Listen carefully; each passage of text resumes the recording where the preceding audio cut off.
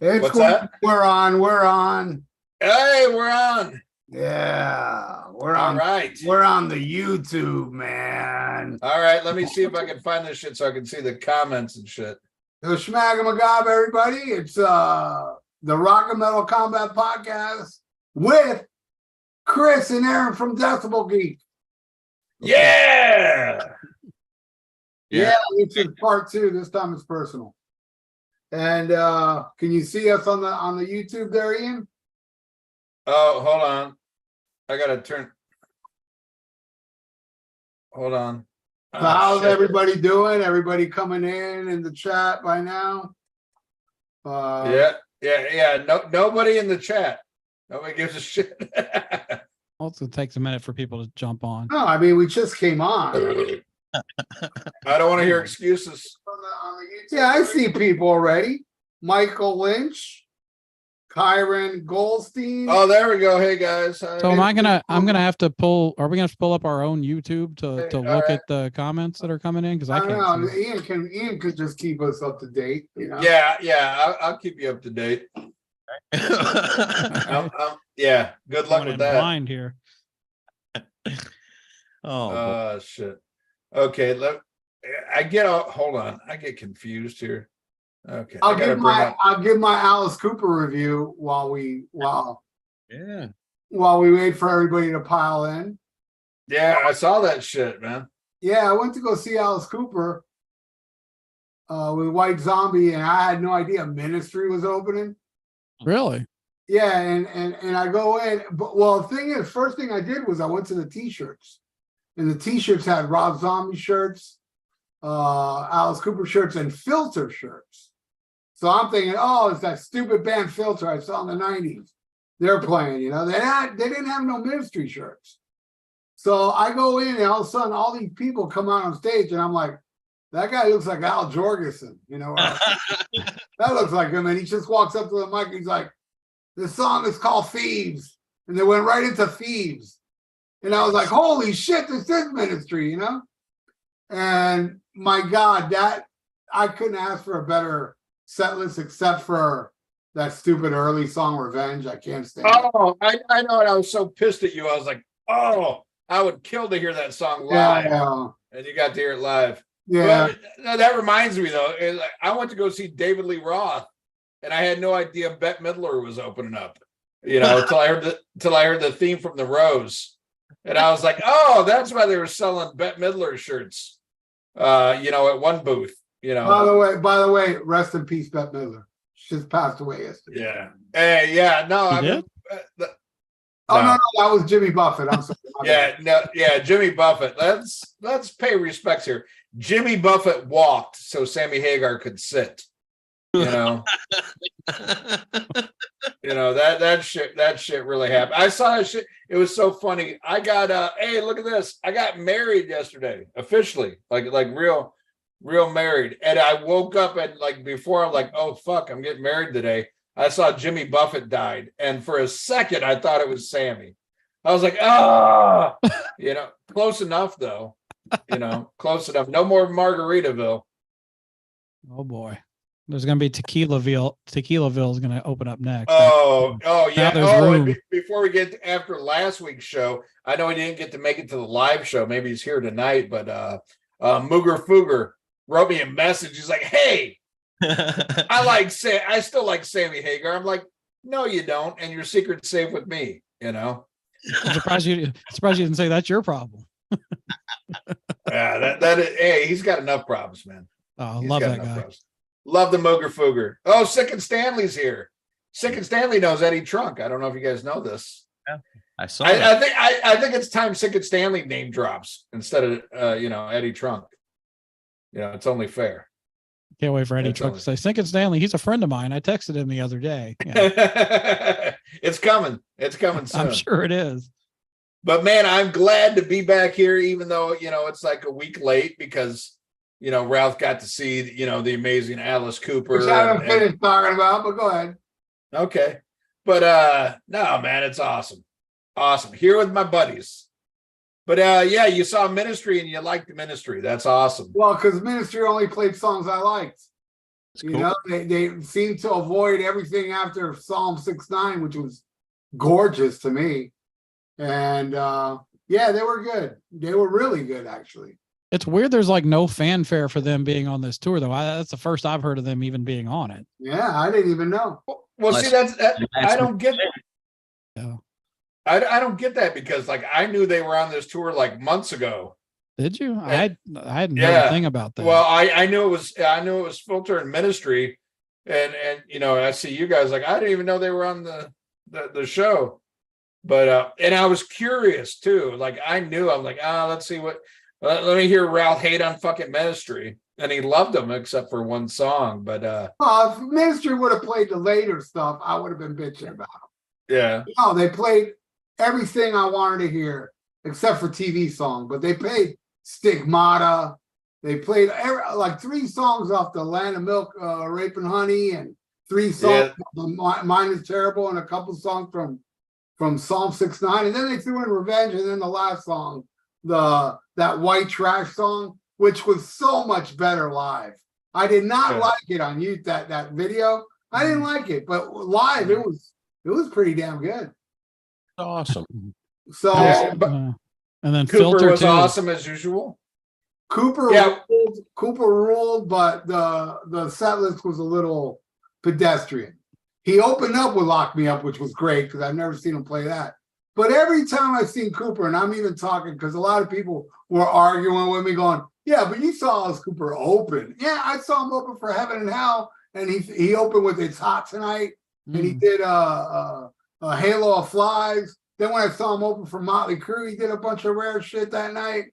Every time I see Alice Cooper, there's at least 2 or 3 songs that either I've never seen him play before or I haven't seen him played in ages. Yeah. You know? And this one, it was the only song was It's Hot Tonight. Yes, I haven't seen him do Ballad of he hasn't done that shit for the past several tours. I love that. He threw that out.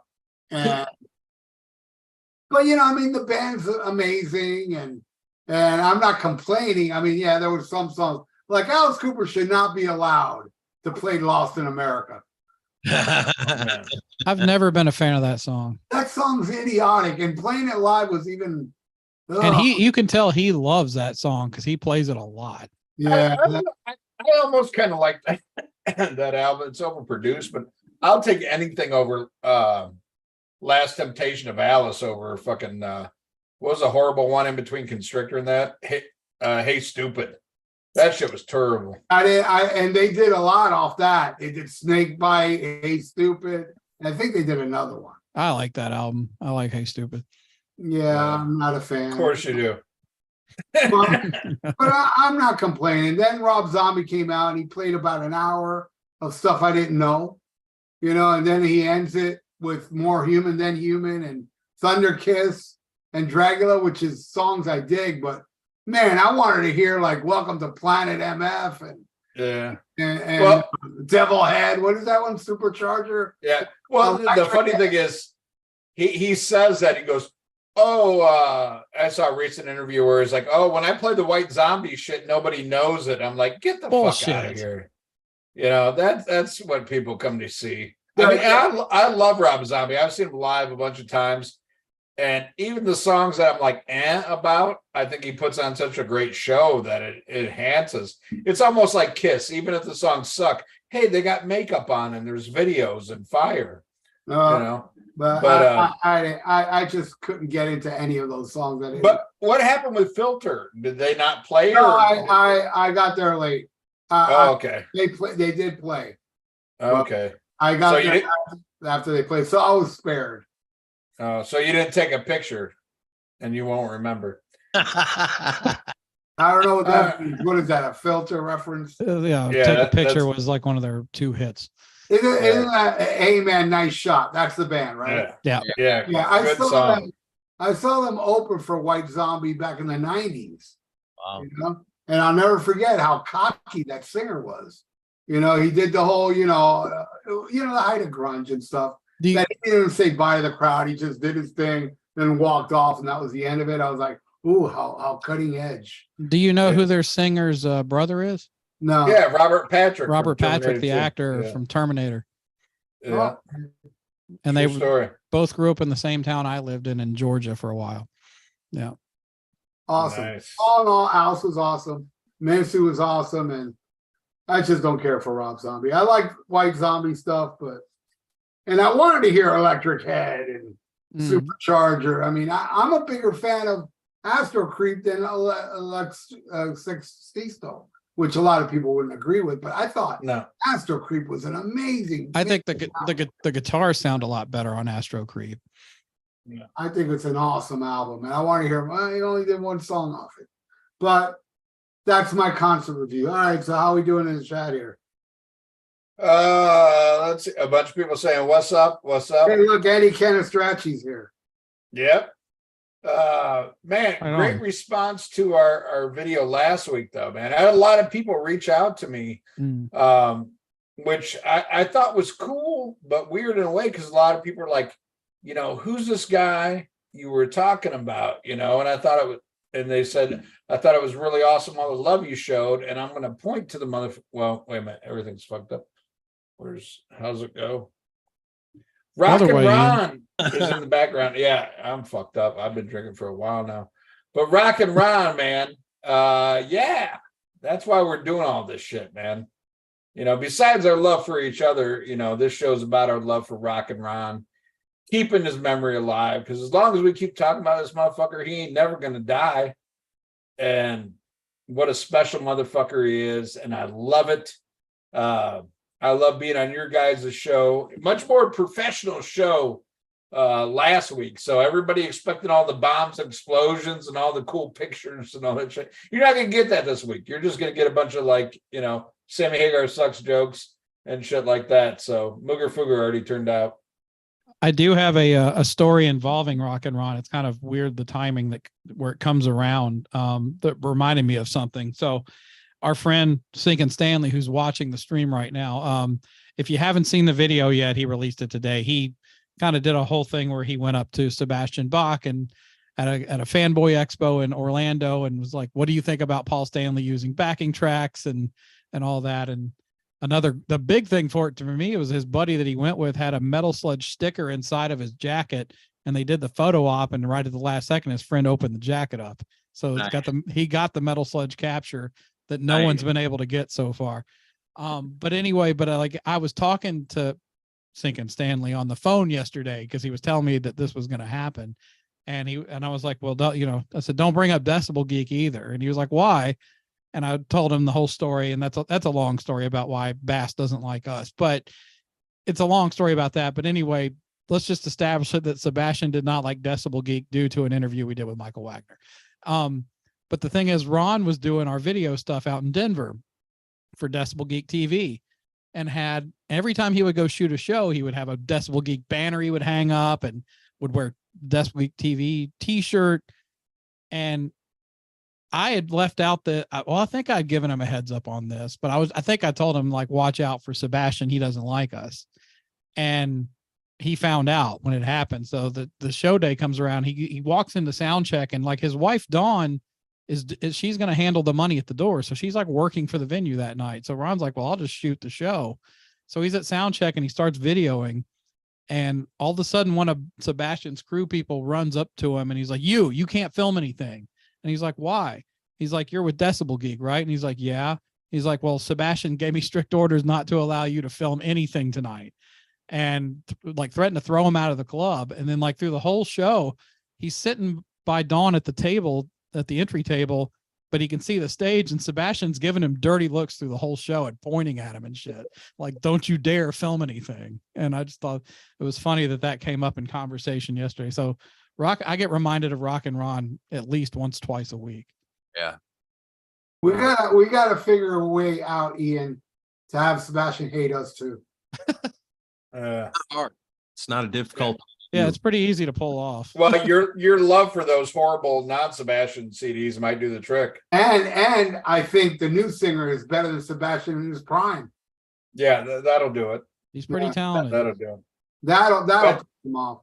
Oh I yeah, mean, he's getting very lippy lately about American Idol and stuff. yeah, yeah. We just talked about that. He's jealous of this guy because he knows this guy can fucking sing. Oh, it's driving him crazy. You know, I've said this before. I saw Skid Row on the Slave to the Grind tour. And when they did Living on a Chain Gang, Sebastian had a little problem. I'm talking about 1991. This guy, who's older than how Sebastian was back then, nails Living in a Chain Gang with ease. With ease, man. This guy is a freak of nature, man. This dude is way better than Sebastian Bach in his prime. You're saying that like it's a good song. It is a good It's song. it's an excellent song. The hell. All right, it's no Scritti Politti, but it's a good song. Scritti Politti rules. All right. You guys argue this out. I'm gonna go pee. Rock and Ron. All right, let's see what they're saying in the chat here. Well, I see my beautiful girlfriend's here, Brenda. Hi, Brenda. Get Ralph all domesticated. All right, favorite White Zombie song. Go ahead, guys. What's your favorite White Zombie song? Black Sunshine. Yeah, they didn't play that either. How about you, Aaron? Beat. Huh? Yeah, Black Sunshine is awesome, man. I think I would agree with that. It's killer. Can't beat that. I love that song. I'm gonna go with Electric Head though. I like that one. It's a good one. Rip the wheel. Yeah. Yeah. Back when we used to do a thing called Camaro's Cutout Bin, we had our guy that does like this is the Decible Geek podcast. He did this thing where he took that intro and made it into like Camaro grip the wheel of your Camaro. And this is Camaro's Cutout Bin. And it was fucking awesome. And that goes back to college because that was my buddy from college. And we would just get baked together in the dorms. And he could like do the impersonation of that guy on the White Zombie song perfectly. It's a fun riff to play. I used to play it in a band. All right, Kyron says, what are your guys' thoughts on Deep Purple's underrated album, Come Taste the Band? Too bad that this is Tommy Bolin's first and only album with the band, and he also did some great solo material. You guys aware of that album? Oh, yeah. I'm not a fan of it personally. I don't know I'm not a big Deep Purple guy to start with. I don't like Ian Gillan's voice. I don't know. I think it's one of the weaker albums from that era. But that's not Ian Gillan doesn't sing on that album. Oh, he doesn't sing on that one. That's right. That's David Coverdale and Glenn Hughes. And that's right. Well, I like it. I think it's a great album. Then I think it's definitely the weakest of that lineup. I actually listened to it not long ago. I think it's the best of that lineup, personally. No. Nah, Burn. Burn's the best one. But I like it more than Stormbringer. Like Stormbringer, too. I love them all. I love all three of them. Yeah, I think I'll take Come Taste the Band overall. Not a big Purple fan anyway. Richie Blackmore to me is the weak link in Deep Purple, so I'll take Come Taste the Band. That's insane. Yeah, well, hey, I like what's his name better. I don't like that classical fucking shit. Kiss my Jerkovsky. You know? Right on, Ian. You can Yngwie disagrees. Yeah, fuck him too. Although, you know, I like a couple of horrible Yngwie albums. I like Trilogy and that Bon Jovi album he did with Joe Lynn Turner. And that's about it. Was that? Was that the one that had Odyssey? Heaven Tonight. Yeah, good I love that song. Yeah, good song, man. It's cock rock. That's the most commercial song he ever put out. Yeah, I hate that song. Of course you would. Well, it's because it's the 80s. Yeah. Yeah, I grew up when men were men. You grew up around a lot of men. When All right. We're men. Let's see. He lives his life like an intro to a Manowar album. See, Manowar, that's real music. We need to have a Manowar tour with Turbo Faster opening. Yeah. I am a huge fan of Manowar, but at the same time, I love that goofy ass true metal shit they're always singing about. It's so stupid, but it's awesome to me because it's just ridiculous. You know, and I'm part of a group there's this group on Facebook. I forgot the name. There's Man-O-War fanatics on that page, and there's Man-O-War haters. Like, you bring up Man-O-War, there's going to be 100 hate things. And I'm always like, I understand the hate, but I just play along, and I'm always saying stuff. There's nothing like listening to Man-O-War while drinking the blood of my enemies. Hail and I just bring up these references of Man-O-War. With thy sword you shall be cut down because you are a poser that does not like Man-O-War. And I love talking shit like that. It's just, but the thing is, when I do it, they think I'm serious. Yeah. And they're fucking, nerd, you never got laid. And I am like, you are a poser. You should leave the hall. They keep attacking me, and I keep like replying with, "You're a poser." What's funny is I do this thing where I send Man-O-War fans. Remember in the 80s the scratch and sniff stickers? Yeah. Well, I send Man-O-War fans scratch and sniff stickers that smell like pussy, and I go, "What's this smell like?" And none of them have an answer. I'm like, no idea. No idea. Ian, I'm a Man-O-War fan. Not even a fucking clue. Man-O-War fan. I'm a Man-O-War fan that's been laid way more than you, Ian, just so you know. By multiple chicks. And what does that say? Mother and daughter. That means there's a lot of guys with sore assholes. That's what that means. Well, I didn't know they were, guys. Yeah, hey, I ain't judging. I'm just observing. I ain't judging. My mother and daughter was a father and son. A loincloth can look like a mini skirt if you're drunk. Yeah. I'll go see fucking Man-O-War when Jared from Subway is opening up for him with his puppet show. Oh my God. I got to talk about something here. I got to talk about something, man. Right. I had an amazing day yesterday. Got married yesterday. It's awesome. The love of my life. The only What's his name? Yeah. I love her so much I married her twice. That's the only right. woman I was ever married to, and I married her twice. So yesterday was an amazing day. I woke up today in terror. In terror. I had like night shivers. You ever have like you hear a song that you hate, but you can't get it out of your fucking mind? Oh yeah. Okay, I hate that shit. So I saw this post that a lot of people put online on Facebook. And they're like, "Yeah, what are you thinking?" Sometimes I'm not going to lie. I don't listen to shit. I don't do it. I'll do a like. I'll do a heart. I'll do all this shit. So anyway, it was like an AI version of David Lee Roth doing "Why Can't This Be Love?" Oh God. Oh. And I saw it and I just kind of clicked. I'm like, David Lee Roth, love it. Oh, David Lee Roth. So I just hit love and I saw somebody put, like, "What do you think about minute this of that?" And I'm like, yeah, whatever. It's all great. It's David Lee Roth. So I finally clicked on the video the other day, and holy shit, was it bad? Because you see all these AI videos, and some of them are spot on. And I think it's easier to do with people who have like very generic voices, like pop music and stuff. You can get much closer to the sound of that artist. David Lee Roth has a very distinct voice. So I actually watched it the other day and I was like, oh, this sounds nothing like David Lee Roth. There's no like, or, none of that shit, but it's just like somebody singing these same horrible fucking lyrics.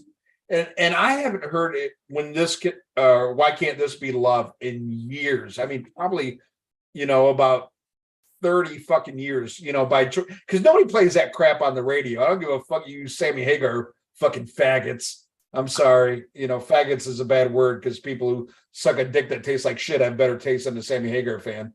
You should call them Sammy Hagar British cigarettes. Yeah, whatever they are. Whatever Bundle of they sticks. are, man. Yeah. Bundle of sticks from Canada.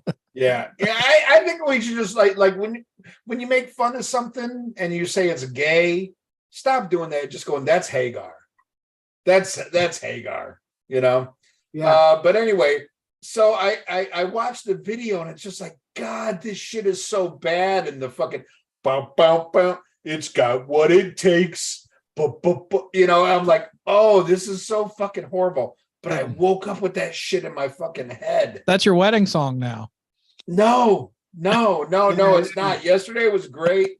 Yesterday was So This Is Love, but I woke up this morning terrified with, why can't this be love or whatever the fuck that shit is. That shit's fucking terrible. But that's one thing. Even the mighty David Lee Roth, if he went into the studio in his prime, even he couldn't make that song good. Oh yeah. No, but what it is like, okay, there's been all these rumors about how there's a version of Summer Nights, but with Dave singing. I've heard that rumor, but I've never heard it. And of course, it would be different lyrics and stuff like that. So I thought the video was going to be one of those, but man, to hear, like a computer tried to do Dave's voice, which it couldn't. And I think it's funny because so many people are like, oh, Dave's voice sucks, blah, blah, blah. It couldn't replicate it. I mean, it pretty much sounded like Sammy, which anybody who can't sing sounds like Sammy, and singing those horrible fucking lyrics. But man, it just stuck in my head when I woke up. I was like, oh. And I'm like, it's hard for me to believe a band that I love as much as Van Halen could sink that bad to that shit, but that many people could love it because it was very popular. So, I mean, I'm not gonna lie, people are like, well, the Sammy albums went to #1. Yeah, I ain't gonna lie. There's a lot of people who like that shit. But there's a lot of fucking idiots out there. Well, like not anymore. Yeah, Jonas Brothers are big. That shit sucks. They are. So this #1 shit, probably the smartest thing Sammy ever said is time will tell if it stands the test of time. Look at what people still care about is old Van Halen. But people I think a lot of people that bought Van Hagar albums back then were like you, Ian, that you finally woke up. You know what I mean? Yeah. No, I fully said I bought every album. The last one I bought was Right Here, Right Now Live or whatever the fuck it was called. And that's when I had the breakdown. I was like, no, this is never gonna work. It's never gonna get better. What? I guarantee you the majority of the people were like you. Or maybe there's a lot of people that liked it, but then as years gone by, they're like, yeah, this is some dated shit. There's only people Bushy would like it. Bushy said, and I quote, "Oh, you 812 is better than Fair Warning." He totally had to have been trolling when he said That's that. what I'm saying. The great Edward Canastracci believes him. I think Ian believes him too. Yeah. I don't believe it for a second. No way. No. Anybody can say. It's hard to say. It's hard to say if he was trolling because I don't know if he really said that because. Oh, he said that. When he said it, he had like this big cock in his mouth, and it was like, oh no. So I don't know if that's what he was really saying. It's hard to understand Bushy with a cock in his mouth, which happens a lot. That could be true with that time he said that. But I'm not calling gay. He's Hagar curious. The time he said that. The time he said that Limp Bizkit did a better version of Behind Blue Eyes. Oh God! He said that too. He said that too. Yeah. Oh, faggot. I even like some Limp Bizkit, but I won't go that far. Come on. Yeah, that shit was horrible. He had a big cock in his mouth. By faggot, I don't mean a gay man. I mean Hagar. Yeah. How have you guys not been canceled on YouTube yet? It's crazy. It's coming soon. Yeah. Five more viewers and we're going to get canceled. So that means 5 viewers total. But yeah, man, I woke up with that shit in my head today and I couldn't get it out. And I'm just like, God, what a dark period I had to live through. That shit. Man. Fucking horrible. I'm going to take this as a warning because I haven't seen it and I don't want to see it. There's no way that can be good. It's impossible. The greatest computer ever created 1 million years from now could not make David Lee Roth take that piece of shit song and make it any good. Nobody could. Yeah, and first of all, it's not David Lee Roth because all the lyrics were right. It was fucking terrible. And man, Well, there's one going around of Bon Scott singing Back in Black. Have you heard that Horrible. one? I heard Yeah. it. Horrible. You see, the thing I hated about it was it did sound like Bon Scott, It did. but the way it was delivered, the way he would end a line, Bon wouldn't end a line like that. No, it was being delivered just like Brian did. That's where they haven't gotten all the way yet with AI to make it work. And it's going to be a future news story on my channel. Who was it that said it again? Damn it. Brian May. Brian May said by this time next year, we're not going to know who did what. Hey, you know what I mean? It's scary shit, man. This is the last year where you're going to have performers making records and stuff. But next year, it's going to be so saturated with AI, you're not going to know who did what. And like how the concert business is today, bands don't go out there and tell you, hey, come watch us. We play with tapes. They will never admit that. And they won't admit it when they do AI on their records in the future. So, yeah, this is a scary time. 2023, the last of the real. Wow. Yeah. Glad we're all going to be dead soon. I always think back to like when LimeWire was a thing, and you could go on and it was like dial-up computer and like, oh, wow, it's an Ace Frehley song I've never heard before. And like try to download that shit and you'd wait and wait and wait. I remember one time waiting for hours for this thing to download because it's an Ace Frehley song I never heard before. And when it finally downloaded and I got to hear it, it wasn't even an Ace Frehley song. It was Sammy Hagar. That would have been even worse. I don't remember what it was. But now it's going to be like, hey, it's an Ace Frehley song you've never heard before, and you're going to download it. And when AI gets good, you're not going to be able to tell the difference. And you're going to think it's an Ace Frehley song I never heard before. I'm excited. This is amazing. I love it. But is it? Who's going to know? Yeah. Ian, now is the time you're supposed to come in with how Ace Frehley sucks joke. Yeah. He does. No, he does. If you've seen him live lately, he does. Well, I think we'd all agree with that.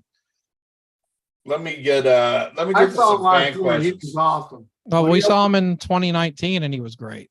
We got a great show. When I saw him open for Alice, he kicked ass. He has his good nights and his bad ones. Yeah. Oh yeah, I saw a real bad one. The last what was it? The pre-Kiss Cruise show in Miami. Dude, yeah. Ace Frehley was a total prick. That's one where he threw the water bottle at the sound man. Yeah, he kept yelling at the sound man over and over. Then he threw a water bottle at him. Then he left the stage, and John Regan was pissed. Oh yeah, I heard the whole story because my buddy that was helping me with Rockin' Pod helped run that event, and he's like, the behind the scenes stuff is even crazier. But like Ace wouldn't show up and fucking sound check, and it's like, well, what do you expect to happen when you get on stage? Show up and put in 5 minutes of effort, dude. I don't think anyone will deny, even the biggest Ace nut swingers, that he's a lazy guy. He always has been. Yeah, that was a horrible Ace show. And then, like I said, then I saw him a couple years later open for Alice. He was phenomenal. Yeah. I'm looking at the fan comments right now. My son said Ralph's background is truly beautiful, which I agree. I agree. That shit's awesome. Edwin Canistracci says Bond would never write or sing a song in that style. I agree. Kyron Colston says this question is for Ian, and is that what's your thoughts on Skid Row's Thick Skin album? I can't give an honest response on that because what I heard of it, I thought sucked so bad. I didn't listen to it in full. I wasn't a fan of Johnny Solinger's, era. Even though I saw it live, I saw him open up for Kiss on the farewell tour. Wasn't my thing. But I am not like my favorite Skid Row album is what's the third one? Subhuman Race. Yeah, Subhuman Race. That's my favorite. I'm not a huge Skid Row fan, so I'm probably the worst person to ask for that. But You should give that one a listen again, though. You might like it in hindsight. I think Thick it's Skin? Thick Yeah. Skin, I think, is mostly good. It's not bad. It's pretty good. It's got some clunkers, but One Light is beautiful. Well, I mean, I guess my thing with Skid Row is I think the only thing interesting about them is Sebastian Bach. I mean, other than that, it could be any other band playing that music. There's nothing musically about them that is like, oh yeah, that's this. You know, it's whatever. You know, to me, it's all about Sebastian's voice. You know, other than that, it might as well be fucking Tough. You know, I think Aaron wants to rebut you on this. So okay, go ahead. I respect Aaron. No, Skid Row is such an awesome band. I mean, you got Snake Sabo and Dave Hill on guitar, and those guys are so good together. And Rachel Bolan is a fucking monster on the bass and an amazing songwriter. I think they're amazing. Don't any part of along the line. Kitchen fridge. I should have one of those purple ones. It's Chris. Sorry, man. Sorry about that, Chris. Well, I missed it. But no, he was saying Skid Row sucks. Whatever. Oh, okay. Whatever singer Skid Row has got, the songs are always good. And Thick Skin, I agree with Ralph. It's mostly good. Couple of songs are a little weaker than the rest, but man, you know, I like Solinger. They always seem to get a good singer. And Skid Row's fucking awesome band. I prefer the Tony Harnell version. Yeah. Yeah.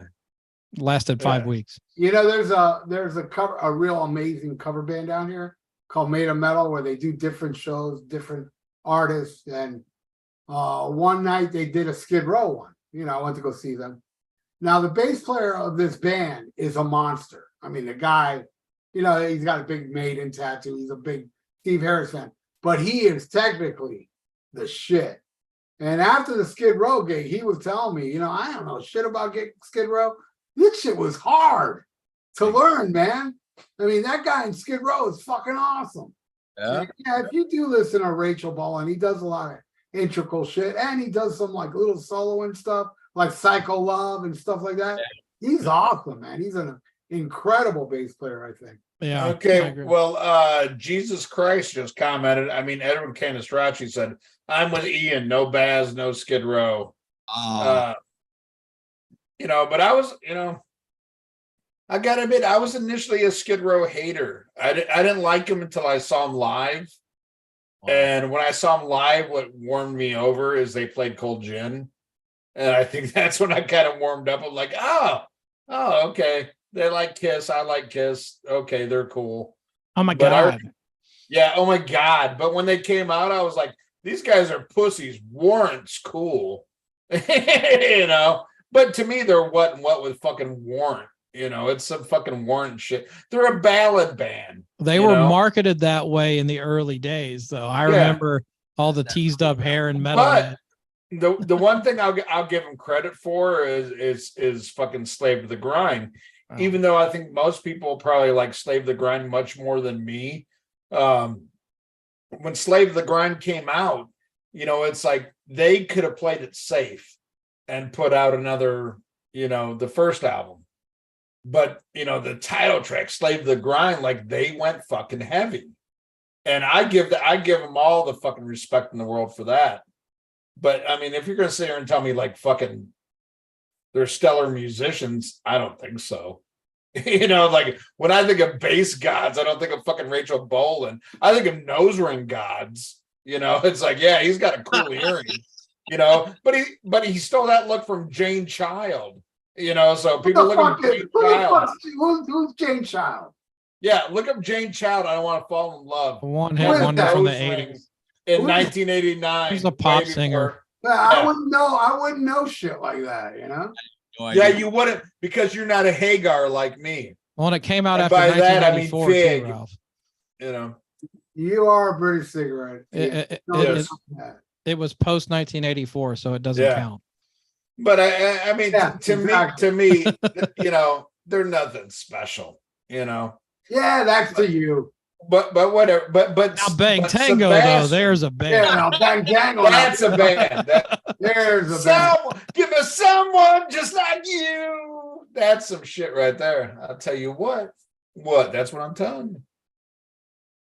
I do have sad news to report today.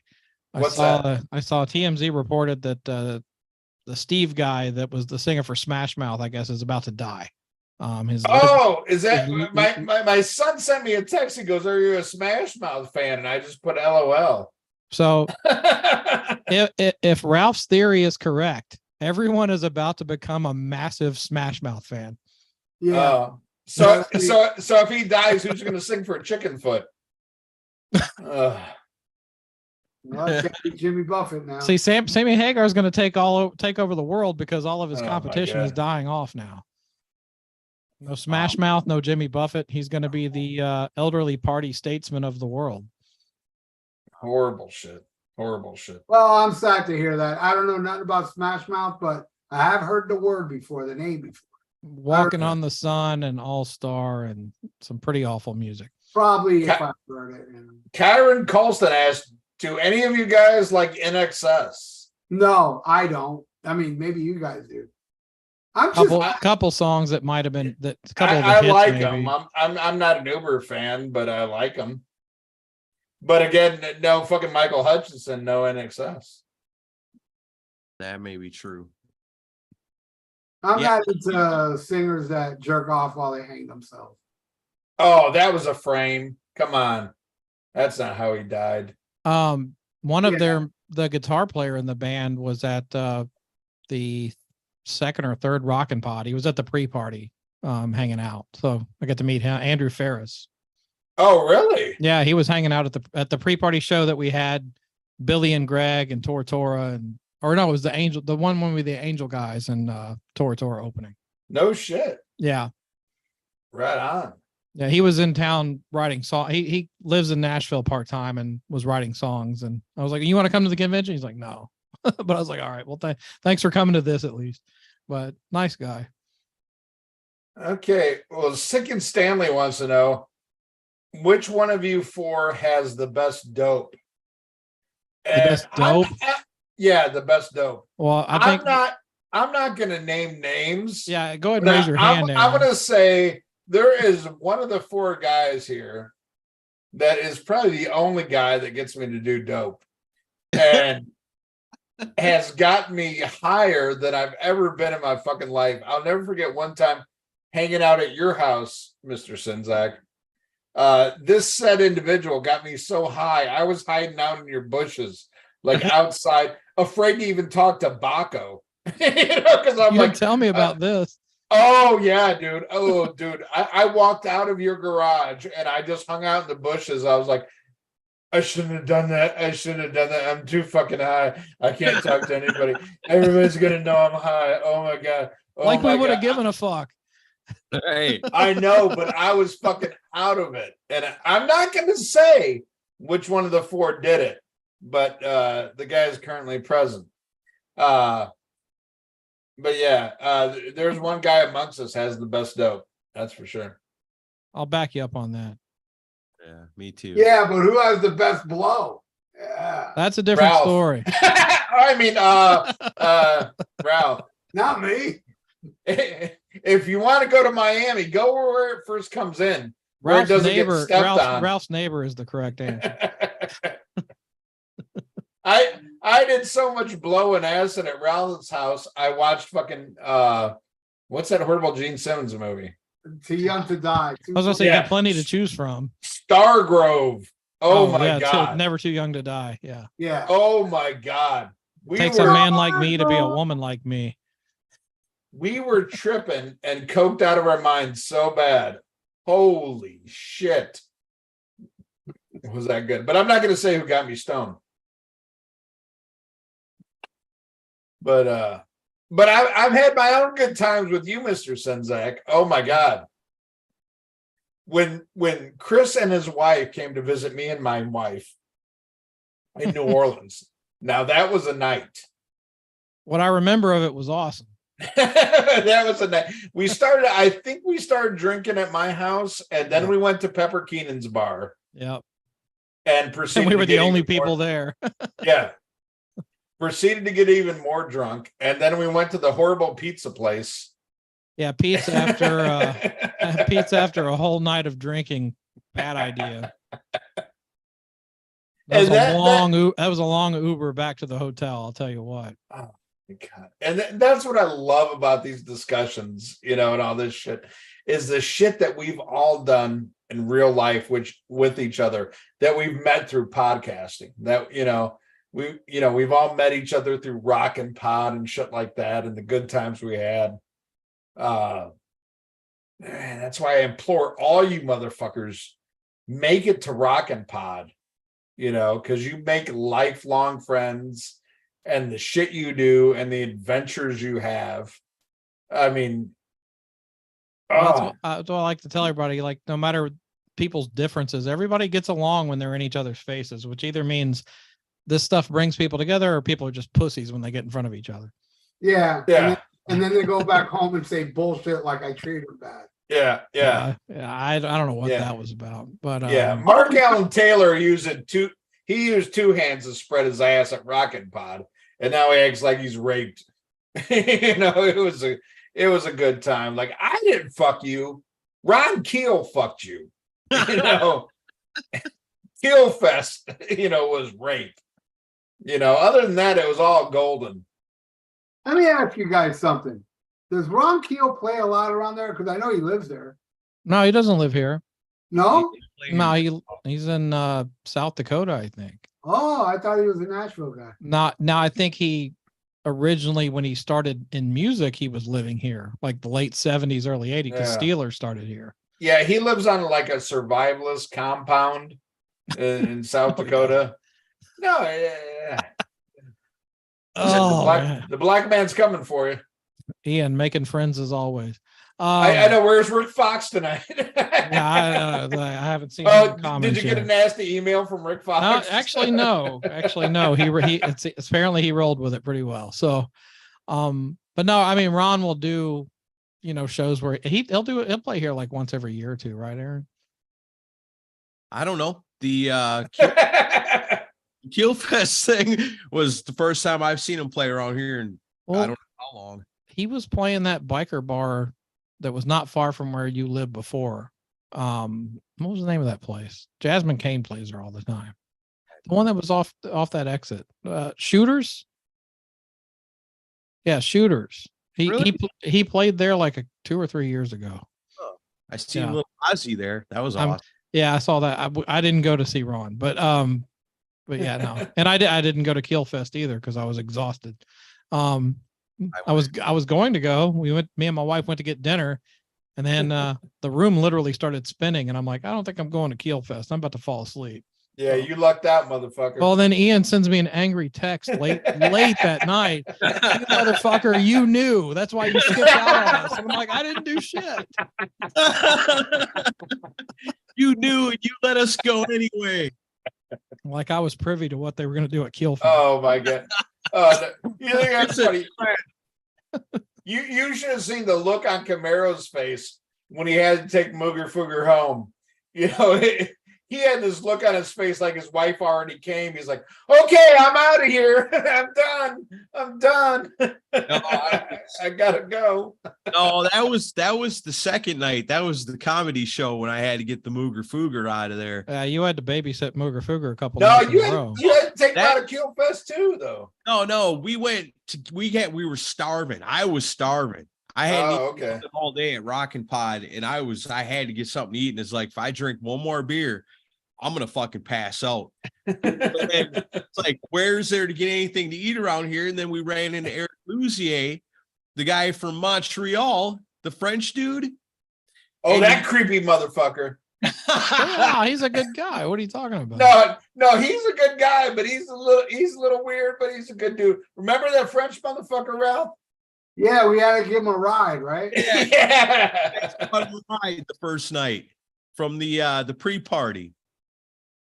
Yeah. We just left them in the middle of nowhere, right? I don't know where we fucking left. We left them like near the hotel we were living. All right. Now, Okay, that's what it was. and we went in the hotel, and he stayed outside. It's like, See, this is why, as the organizer for all these years, I miss all this fun shit, and like now I don't have to worry about that anymore. So I actually get to be involved in the crazy. Oh, I can't wait till next year, Rockin' Pop, when you guys when have is a it? When table. is it? Do you have a date yet?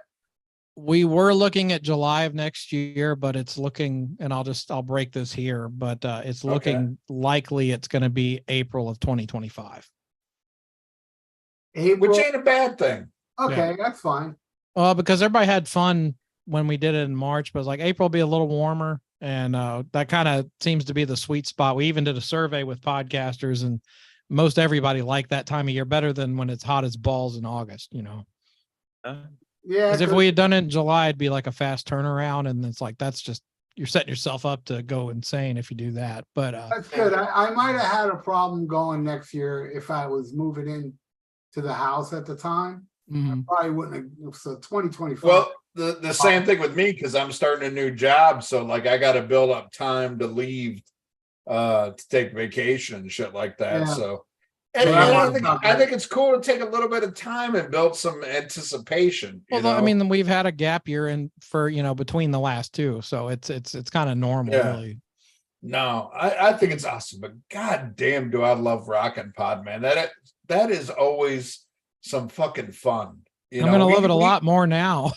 Oh, I know, dude, and I can't wait till you guys, because you know, for those of you who don't know, you know, Chris and Aaron run this fucking shit. So, you know, you got Chris handling all the fucking business. You got Aaron running around being the MC, fucking taking care of all this shit. You know, I can't wait till you guys have a table when I can come up. We will. You know, when you're talking to fucking, you know, the guy from fucking Every Mother's Nightmare, and I can fuck with you while you're interviewing him. You know, it's gonna be fun. So looking forward to recording regular interviews and just talking and hanging I out. bet. It's gonna be great. I bet, and I can't wait, you know, to see you, you know, particularly you know, Chris, to relax and be able to just like, you know, you and Aaron just be fucking the podcast superstars you are, interview some people, but not have all the weight of the world on your fucking shoulder, you know. Right. And then Ralph and I just come over and fuck with all of that. You know, I love fine it. with me. I love it. It's going to be so much fun. It's going to be so much fun. And, you know, that's a great thing about this, you know, and we're doing all this because we're friends. And again, this motherfucker, God, every time I point, it's because shit's fucked up. Where's Rockin' Ron? He's right there. Behind you. That is the motherfucker. God damn, I miss him so much. We do miss Scott. We do miss Scott Stein too. Yeah, I haven't seen. Oh yeah, we love Scott. Scott Stein will be back. Don't worry, Scott Stein, the original VIP, will be back. But man, I think back to the night that picture was taken, and just what Rockin' Ron was to Rockin' Pod. That was at the scoreboard, right? Yeah, that's right outside scoreboard. And that was the first year. Yeah, I mean, everything was very rinky dink because we didn't know what the fuck we were doing, but there's something that'll never be duplicated from that year because it was all brand new and nobody knew what to expect. But like that parking lot with the scoreboard and then the event center right there and the hotels are right there. It was like we had our own little city. It was great having that set up. Yeah. Nah, I was getting a whole bunch of like memories pop up on the Facebook from the first Rockin' Pod all them years ago. And it's like Ian said, you know, you look back on all the friendships we made that weekend of the very first Rockin' Pod. And there was something special about that because it was like our first chance to meet each other. And it's like you said, you know, the friendships that last on to this very day because of it, you know, and it's not just the podcasters, it's the listeners that we got to meet. You know, you guys, listeners, and your listeners got to meet you. Pretty special thing, you know, and then that carries on to the next year. You get most of the same people come back to that, you know, and then the following year after that, same thing. It grows and it grows and it grows. And I look forward to it every time. And even some shows that sprung out of connections made at them, you know, that's the, like, people will come just to hang out and, you know, meet their favorite podcasters, and then they'll meet somebody else there. And then like a year later, they're doing a show together. It's so cool. Well, it was funny. Like, I remember that first year, Chris, you introduced me to this guy. I think he was a rock photographer or whatever. Oh, And, Chad Lee. Yeah, you're like, oh, you got to meet this guy. You guys are going to get along. And me and him Until you got on stage. Yeah, we met, and me and him were laughing and joking around, and everything was great. We were like new fast friends. And they got like, did you hear what he fucking said about Sammy Hagar, that motherfucker? Oh, he was so mad at you guys, and he runs up to me while you guys are on, and he's like, "You're gonna let them do this?" And he's, "You should throw them out for that." Sammy's a buddy of mine. I'm like, people are having fun, enjoy it, and I'm not gonna kick them out for that. I did take a lot of heat for you guys the first couple of years. Oh yeah, you did. Yeah, you did. Where you should have never gotten any heat. Oh, I agree. Everybody just needs to lighten up. The one thing that drove me nuts about that whole thing was that Ian and I, because of our amazing listeners, basically paid funded the flights. We paid for the flights of these assholes to come, and then some of these assholes that we paid for their flight were giving you some ultimatum saying, if they're there next year, we're not going to be there. Bitch, you didn't put in no money. We're the ones that got you there, and now you're saying that we're not allowed there, like you got something. No, me and Ian got pulled. We got pulled, and we never ever, with all the pull we got, we never ever told you that any podcast wasn't allowed to come. All those podcasts that hated us, come on, I don't give a fuck. Well, and that's the thing, like, you guys, even though you're lightning rods, see the penis joke I just made, but also you are lightning rods and you attract that type of attention, but at the same time, you're also adults. And like I told and I'm not naming names, but I told certain people that came to me about, oh, they don't need to come back and you should ban them. And I'm like, aren't we adults here? Can't you guys just stay on your side of the room and just get along? You guys never gave me any problem with that. It was other people. Yeah, right. We never told you. At the end of the day, when you look at the next Rockin' Pod, those complainers, they didn't come back. But who did come back? The Rock and Metal Combat Podcast came back. That's who. Yeah, you damn right. With the power of our listeners. Yeah. You know? So we helped a lot. We helped, and we never asked anything in return. Well, the thing I always boil it down to is, like, we're talking about how great a fucking Kiss album is, or how much better Dave is than Sammy. It's like, we're not talking fucking world news here. Lighten the fuck up. We're not talking about Trump and Biden. Yeah. You know? I'm just like, calm down. Yeah, but what I love about it though is, you see who's still there. You see who still comes every year. Yeah. And the family gets bigger every year too. It's great. Yeah, and who the fans like. And that's the thing. A lot of these, other shows that didn't like us, anybody who meets us loves us, other than Loose Cannon. I'm wearing the OG Cobras and Fire shirt today. And Ian, it's Cobras and Fire, not Fires, plural. Baco loves us. You get their show name wrong every time on the show. I've never heard it, so I have no idea. But you should listen to it. You'd like it. I do have to give you credit on the shirt you're wearing tonight. That's a fucking amazing record. Thank you. That's one of my all-time favorites. ZZ Top. Right on. And I actually like Ralph's shirt quite a bit too. What's his shirt? Robin fucking Zander. Nice. I've never seen that before. I got this from the great Charlie Hill, who went and saw Robin Zander perform with his son up in North Florida. Mm-hmm. And that's where he got this shirt. That's another thing that's cool is, Aaron and I have been down to Florida. Ralph bailed us out, but like, we had a great time hanging out even before that. Well, we went to Rock and Roll Ribs, Nico McBrain's place, and Charlie and Daniela showed up, and your drummer. What was your drummer's name? Brian Wilson. That guy's a trip, man. He plays with Ingve. Yeah. I love that guy. Yeah, he's in Night Demon now. You know Night Demon? He's playing with Night Demon? Yeah, he's a new. Holy shit, that's a great gig. He actually left Ingve to do the Night. Oh, he's better off. And he said that Ingve took it really well. Really? Yeah, when he told him, look, I'm leaving, Ingve was cool with it, so that's cool. Night Demon's like one of the better, newer bands out there. Yeah, that's check out their new video. That's Brian in their video. Are they American? No, yeah. Yeah. Okay. I could be wrong. I think they're from California, but I could be wrong. Such good stuff, man. Love them. Yeah, he's in their band now, man. And that Rock and Roll Ribs place, man. What a cool fucking place.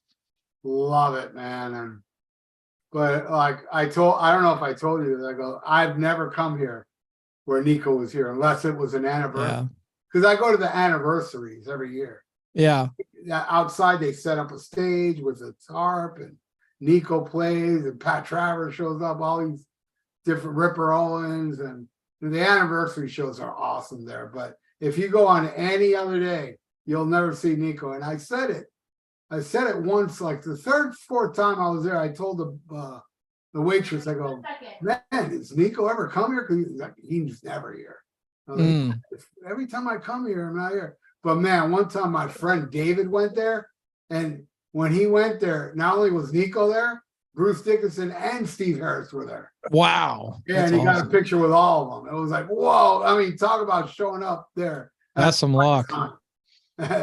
Awesome. I've met Nico twice. Once was here in Nashville, ironically, at my church. He came to our church service. Wow.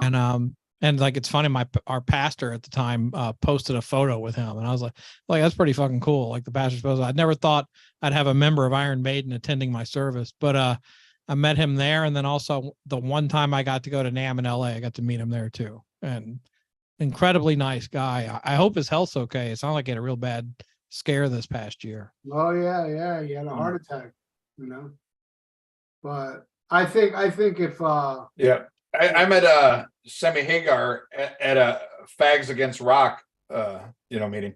But hey, I gotta say hi to my granddaughter. My granddaughter's watching right now. Avery June. That's like the worst segue of all time. I know. I'm not good at segues, but Avery June, Grandpa loves you. I'm saying hi. And stop watching immediately. Like, why are you watching? Avery, but after that, turn it off. Go back to watching. Somebody called child services. Go watch Dora the Explorer, not Ian the bigot. Okay, love you. I mean, poor little kids watching Grandpa the homophobe. It could be worse. They could be watching Live Without a Net. So that is true. You do make a good point there, Ian. Thank you. You are wearing the parachute pants though, right? Yes, always wearing parachute pants. Ever tell you guys a story about the time I put David Lee Roth on hold? No. I know it, but yeah, go tell that one. So when I was very young into radio and I had just gotten my first job, I hadn't even been there very, very long. I had only been on the AM station. I haven't even been on the FM station yet. And I'm there in the afternoons and I'm running the board and playing Dr. Laura and Barry Manilow and shit, and dreaming of the day to get to go across the hallway to work on Z104 at the Brock station. And one afternoon, Nick Summers, who's the big, most famous DJ in that area, the one that everybody loves, the afternoon rock dude, comes to me and says, hey, I'm going to step outside and have a cigarette, but David Lee Roth's supposed to be calling in a little while. Probably not before I get back, but keep your eyes open on the phone lines. I said, you got it, man. So I'm sitting there for a few minutes and I'm then like, man, that'd sure be cool. And the phone rings and I pick it up. I go, Z104 WJMT. This is Aaron. Hey, I'm calling to talk to Nick Summers. I said, is this David Lee Roth? And he says, yeah. And I go, holy shit. And I was just like, wow, man, "You're awesome." And he was like, "Well, thanks." And I was like, "Hang on a second. I'll go get Nick." And I put him on hold, and I'm so excited. And I run outside to Nick Summers out there about finished with his cigarette. I said, Nick, you're never going to believe it. I said, I talked to David Lee Roth. And he says, okay, cool. So where is he now? I said, I put him on hold. He said, you put David Lee Roth on hold? And he runs past me and up into the studio, and he does his interview with David Lee Roth. You went full Chris Farley. You remember when you were in Van Halen? Yeah, I totally did, man. Remember when Van Halen was good? That Yeah, was awesome. Did you ever see that meme of Chris Farley with Eddie Van Halen? Remember in the 70s when your first album destroyed disco? That was awesome. Nice. Oh shit. All right, let's see what else we got coming in from the fans. Travis Preda, hey guys, love Ian's Fandango shirt. Thank you. I just got this in, man. I just got this in right before we did the show. You know, it's funny with old school ZZ Top. So when I was 12, 13, I started taking guitar lessons here in Nashville, and I'd go to this store, and the guy that was giving me lessons was like in his mid-30s at the time. So I'm like wanting him to teach me Motley Crue and Rat songs and Poison songs and shit. And he would always, you know, humor me and teach me, you know, just writing out tabs and teach me how to play like the main riff of songs. But then like that would take 10 minutes because it's Motley Crue or Rat. And then what you really need to get into is this. And then he would just showcase Billy Gibbons riffs for like 30 minutes. And that was the rest of my lesson. And like, he would always just go on and on about it. I was like, this is real guitar playing. Like, he hated, anytime I bring Motley Crue in, he would just dog on Mick Mars. He's like, oh, this guy's not any good. He's like, you need to listen to ZZ Top. And I didn't really appreciate it at the time because I was into all the hair metal. But like, as I'm older now, like into my 40s, it's like, I listen to like Fandango and, you know, Tejas and the really early stuff. God damn, that stuff is good. It's just such amazing music. You know? Well, you know, it's funny because the same thing happened to me. You know, I used to play guitar a long time ago, and I always say I'm like the worst rhythm guitar player ever. But I would go to my guitar teacher, and it was always Kiss. Yeah, you know, it was always Kiss, and he's like, Ace really sucks. He's like, let me show you this. He's like, that's not good guitar. He's like, if you want to practice, I'm going to give you something, you know, that's going to teach you something. And I would get the same thing, but every time I'd go in there, it'd be like, you know, Kiss, Kiss, Kiss. And he's like, Hagar. And by Hagar, I mean Fig, you know. He's an idiot. Because look at all the amazing guitar players inspired by Ace Frehley. Well, let's like you say, Ralph, it's a timeline thing because the teacher I had was in his mid-30s at the time. So to him, it's like he's into the 70s stuff. So he's not into the 80s hard rock and metal. Yeah. But I would say that with like Ace, dude, you know, when people say like, you know, Ace sucks, you know, it's like trying to say somebody invented jerking off. You know, it's like you put your hand around it and you do this. Anybody can do that. You know, but if you want to take it to the next level, not anybody can write those solos Ace did. Stephen Hawking couldn't do that. Just saying. All right, really? Have you heard fucking Unmasked? Have you heard Kiss Alive? It's not a live record. I thought that was Bob Kulick. It is. It's all Bob Kulick. Peter Criss is live on that album. He's about the only thing that's live on that record. Yeah. Man, I kind of had the same experience with ZZ Top too. And like you guys say, it's like a timeline thing. So when I'm coming up, it's Legs and it's Sharp Dressed Man. Yeah. And it's okay. You know, it's something. I didn't like that stuff. That kind of put me away from ZZ Top. Like I thought they were okay, but I didn't really think that they're much. Kind of a pop band in the 80s. Oh yeah, no, I get it. It's like if the first Van Halen album you heard was fucking 5150, you're like, El Dorado, other than Under Pressure, I hate that album. I own that record. I saw ZZ Top on the El Loco tour the first time I saw them, way back. I won tickets to that and a T-shirt. And I didn't see Eliminator, but I saw the one after the Afterburner. Was it called? Yeah. Terrible, terrible. Yeah. album. And then Stuff inside my sleeping bag. Then I stopped seeing ZZ Top till a friend of mine, the guy that managed AC/DC with Axl, at that time he was managing ZZ Top. So he got me free tickets. And I got to tell you, man, and I know this ain't a popular thing to say, but I feel Billy Gibbons has lost it. He's Really? I don't think he's as fiery as he was.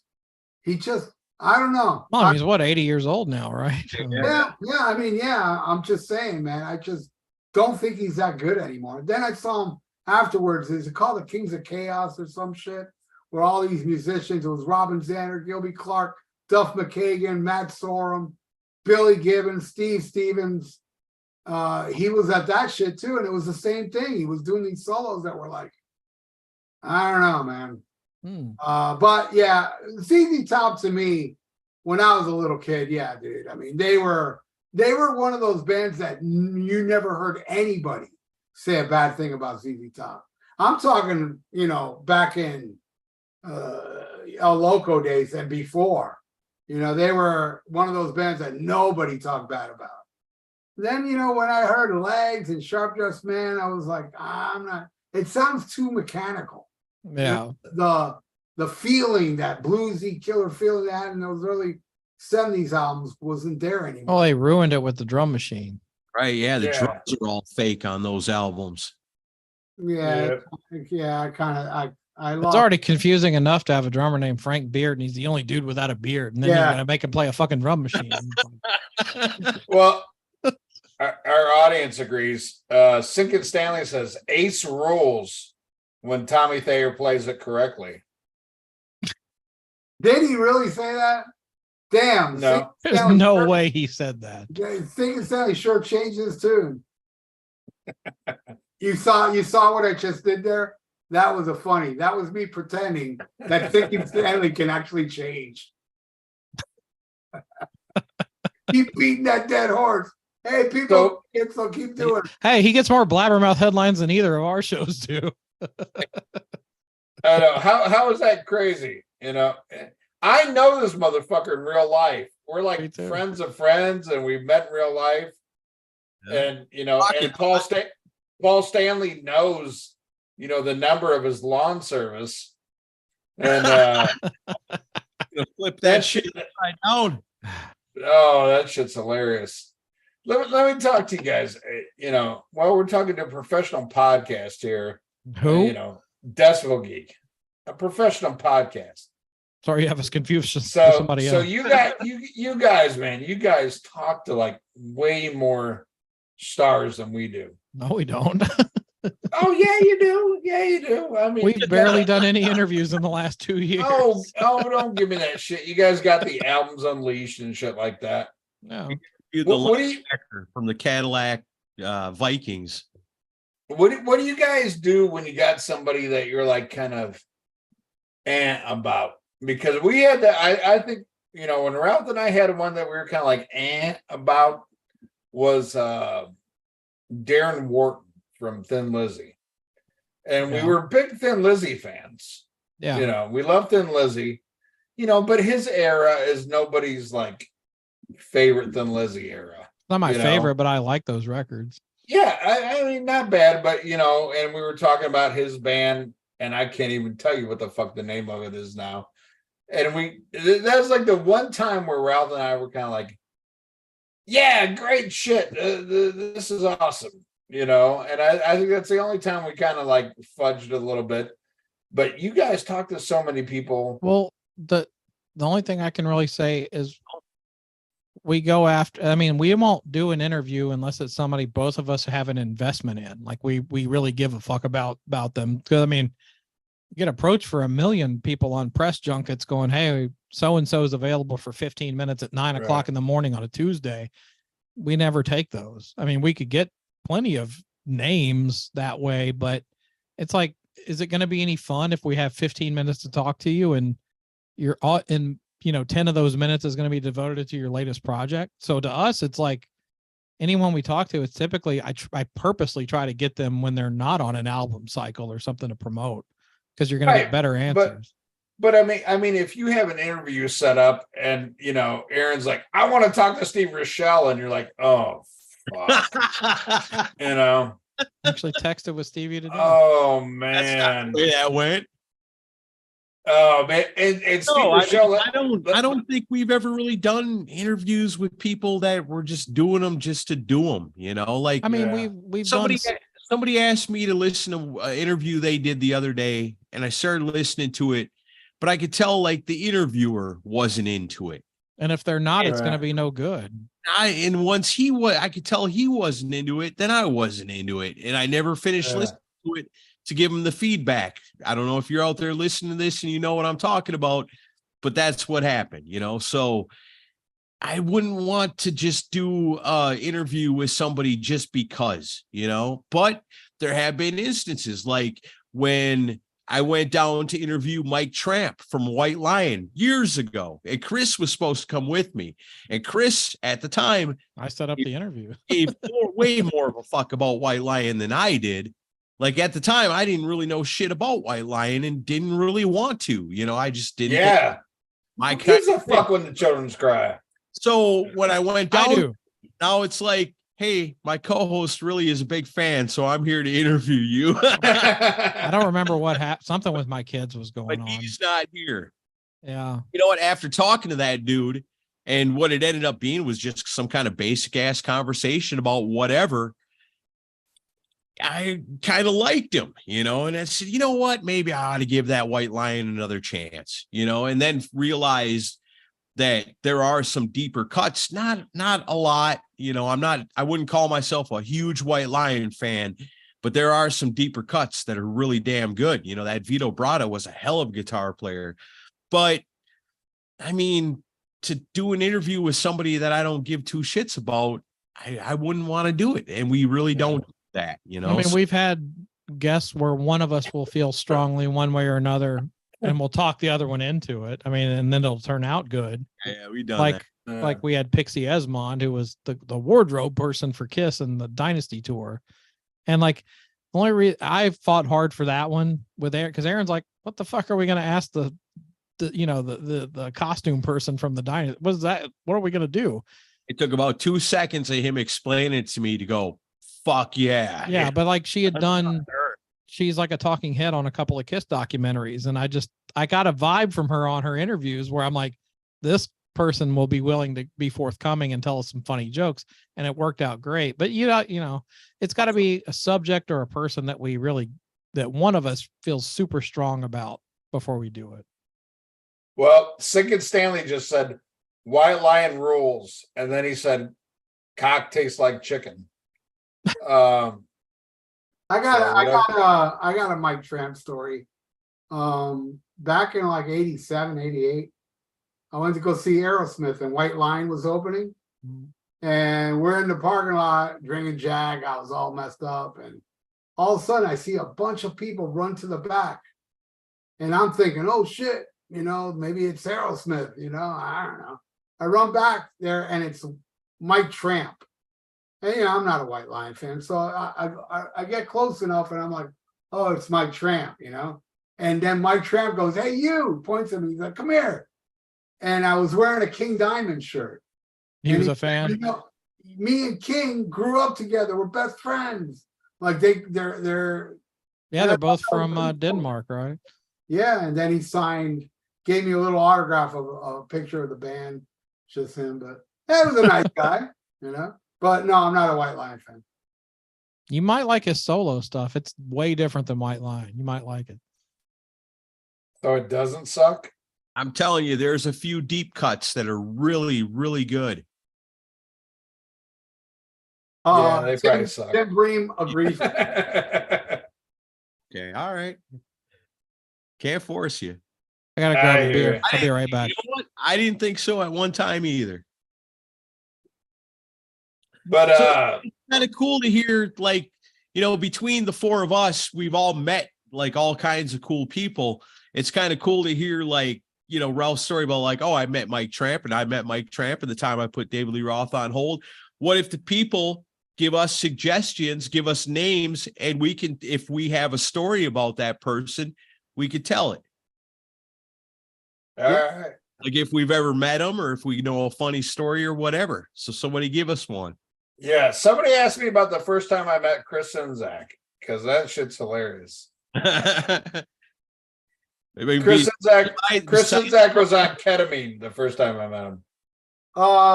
Pizza Time asks, Def Leppard's Action Not Words or Woman? Woman.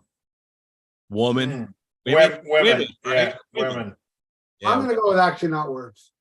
No. Okay. That's It's my least favorite. It's my least favorite off Pyromania, but I still like it. Women's a pretty good song. Hysteria is weird because, like, at my age, that was like my Def Leppard album. That was like the new one, the one that I bought. But the stuff before that was so much better.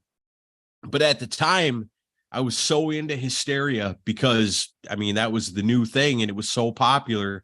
And I really liked a lot of the songs on that album. But now when I listen back to Hysteria, I just don't hear it. I just don't like it the way I did when I was a kid. Yeah, I'll tell you this, Aaron. I was a big Def Leppard fan. Even before High and Dry, the album I played the most in 1980 was On Through the Night. Even though it's not my favorite album of that year, but if you would have asked me in 1980, I would have told you On Through the Night is my favorite Def Leppard album. But man, by the time Hysteria came, I was horrified, dude. I didn't mind Woman because that was the first single. I was like, all right, but then when I heard the record, I didn't like anything off that record. I thought the B-side was good, Tear It Down, but it wasn't on the album. But Pizza Time asks, you guys ever hear the story about, like, if you listen to the record on Hysteria, at the very end of the song Love Bites, it's got like the little robot voices. It says, when you've got love in your sights, watch how love bites or whatever. And then at the tail end of that, the robot voice says, Jesus of Nazareth, burn in hell. What? You ever heard that? I've heard the rumor, but I don't know if that's like confirmed or not. Now I like that song. It's a great song to get a lap dance to because it goes on forever. I like Ron Dirtman says, Def Leppard is like Motley Crue, 2 great albums, and that's it. I have to go 3 albums with Def Leppard. I love Pyromania. I know it's a popular album and this, but I like that album freaking rocks. Oh, it's a classic. Beginning to end, every song kicks out. Sure, I like the 2 more before it, but I love Pyromania. Just because it sold a quadrillion copies, I'm not going to be like, oh, I don't like it. It's awesome. I like several songs. And then I also saw Vincent Longo asked, nicest celebrity you guys ever met. With mine, I would go with Zach Wilde. Hands down, I don't even have to think about this. Ronnie James Dio, hands down. The nicest guy ever. Nice. I think I'm going to go with Rowdy Roddy Piper. Oh, my favorite wrestler of all time. Oh, hell yeah. He was so nice, man. So cool. Dude, what Roddy did to the Haiti kid, that was brutal, man. Remember when Roddy gave the Haiti kid a mohawk because he liked Mr. T? I don't remember that. And Cowboy Bob held the little midget. Cowboy Bob Orton. Yeah, Cowboy Bob Orton. Right. Hold the little dwarf Bob. Roddy was like shaving the side of his head. That shit was so brutal back then. I remember watching that shit live going, my God, they're allowing this shit on TV because it looked like the Haiti kid was in pain. Because I think the Cowboy was holding him in a way where it hurt him. And he's like shaving his head. Roddy was hands down my favorite. Did you ever see there was a video back in the 80s, Roddy Piper's Greatest Hits or something, where he interviews himself? That is one of the funniest things you see because Roddy's interviewing himself, but then they get in a fight. Nice. They insult each other. They want to beat each other up, and then one was like, "But you're so beautiful." And then Roddy was the shit, man. I love it. I will say something controversial about his movie, They Live, which rules. Great movie. Everybody's talking about They Live. But the one complaint I have about it took forever for it to start. It does take forever to get to the good part. Yeah, it takes forever for Yeah. it gets the good part where he puts the glasses on. That's when it's awesome. Yeah, everything before it is forgettable. Yeah, You guys are nuts. You guys are nuts. For nicest celebrity I've ever met, Vinnie Vincent. He was pretty nice for a minute. Super nice guy. Yeah. No, hey, for a little while there, Vinnie Vincent was really a nice guy. He was for a couple months. He was really cool to us. He was sweet. He was nice. You know, he warmed up to it. The whole shit down in Atlanta when we got to meet him was awesome. The whole thing leading up to the interview to him to come on the show was amazing. Him coming on the show and doing the episode with us, the albums Unleashed on the first was really cool. The whole thing, the promises, the coming to Rockin' Pod. Guys, I'm there no matter what. Trust me, I will be there. You can count on this. Yeah. So I give you my word. I still got the audio. This. And all this up to that point, he was awesome. But he was also really good in that interview we did with him around April that one year. It was great on that. Oh my God. That shit was so funny. Oh my God. I was so drunk. Well, yeah. Well, the first time, yeah, because this is where Ralph is going to totally feel for us. Oh, we're talking about lost media? Yeah. So it was a Sunday that we recorded this the first try. And it was after a whole day of him recording with you, Ralph. And then I give Ian a script after he's recorded with you all day and expect him to stick to that script. No. And it just devolved into Camaro likes faster pussycat, and that sucks. And it's like Vinnie Vincent would not say that. Ian Wadley would say that. I remember I love faster pussycat. The thing I remember the best about that was hanging up with Ian and immediately saying to Chris, that shit's not gonna fly. Yeah. And then Ian calls me the next day and he's like, I really fucked up, didn't I? I'm like, yeah, you did. Yeah, and he's like, can I do it again? I'm like, yeah, but you have to stick to the fucking script. And we did it the next night. And it was great. It was perfect. It was perfect. Man, what was great though was all the hate that you guys got. God, oh my God. People were so mad at us. Well, I hyped it for 3 weeks, so I guess we expected it. So if you guys are not familiar with this, because it is kind of lost media, because it's one of the few episodes of Decible Geek out of all these years, I think we've deleted like 2 episodes that are no longer available. Oh, it's deleted? Yeah, it's been gone for a long time. Oh, shit. We did an April Fool's joke where we were going to interview Vinnie Vincent, and what it ended up being was it was a swerve. It was totally a swerve. We tricked so many people. Ian helped us do it, and it was probably the epic April Fool's joke in the history of all podcasts ever. We made a lot of people angry. So much to the point we made so many people angry, we actually had to delete the episode after. No, it wasn't that. It was when I was trying to get him on board for Rockin' Pod. I was like, I need to get rid of the evidence. Yeah. Hey, and I think the time is right to bring that shit back. I gotta find the file. I'm sure I still have it somewhere, but it was that episode and the Steve Coronel interview were the only 2 episodes we ever deleted out of the catalog. Yeah, I remember that conversation. I was like, delete that shit. So yeah, so it's Ian and a child predator that both got deleted off our show. And Steve Cornell's like, yeah, I might have fucked the kids, but I didn't fuck the fans, you know.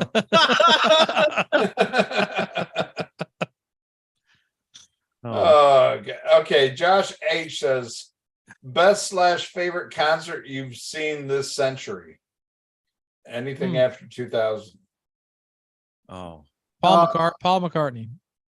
Roger Waters' The Wall. Yeah, saw Paul McCartney with my mom, no less, in like 2008 or 9, and it was amazing. I would probably go with Roger Waters too. That was fun. That show was phenomenal. It came down here twice. I wish I had gone to that one. It came down here the next year, and I went again. Man, that movie, that show was so good. Aaron, Ugly Kid Joe in Indianapolis. Well, for a second there, I was hanging on the 2 songs that Stevie Rochelle did at Rockin' Pod. Yeah, but those are covers. Here.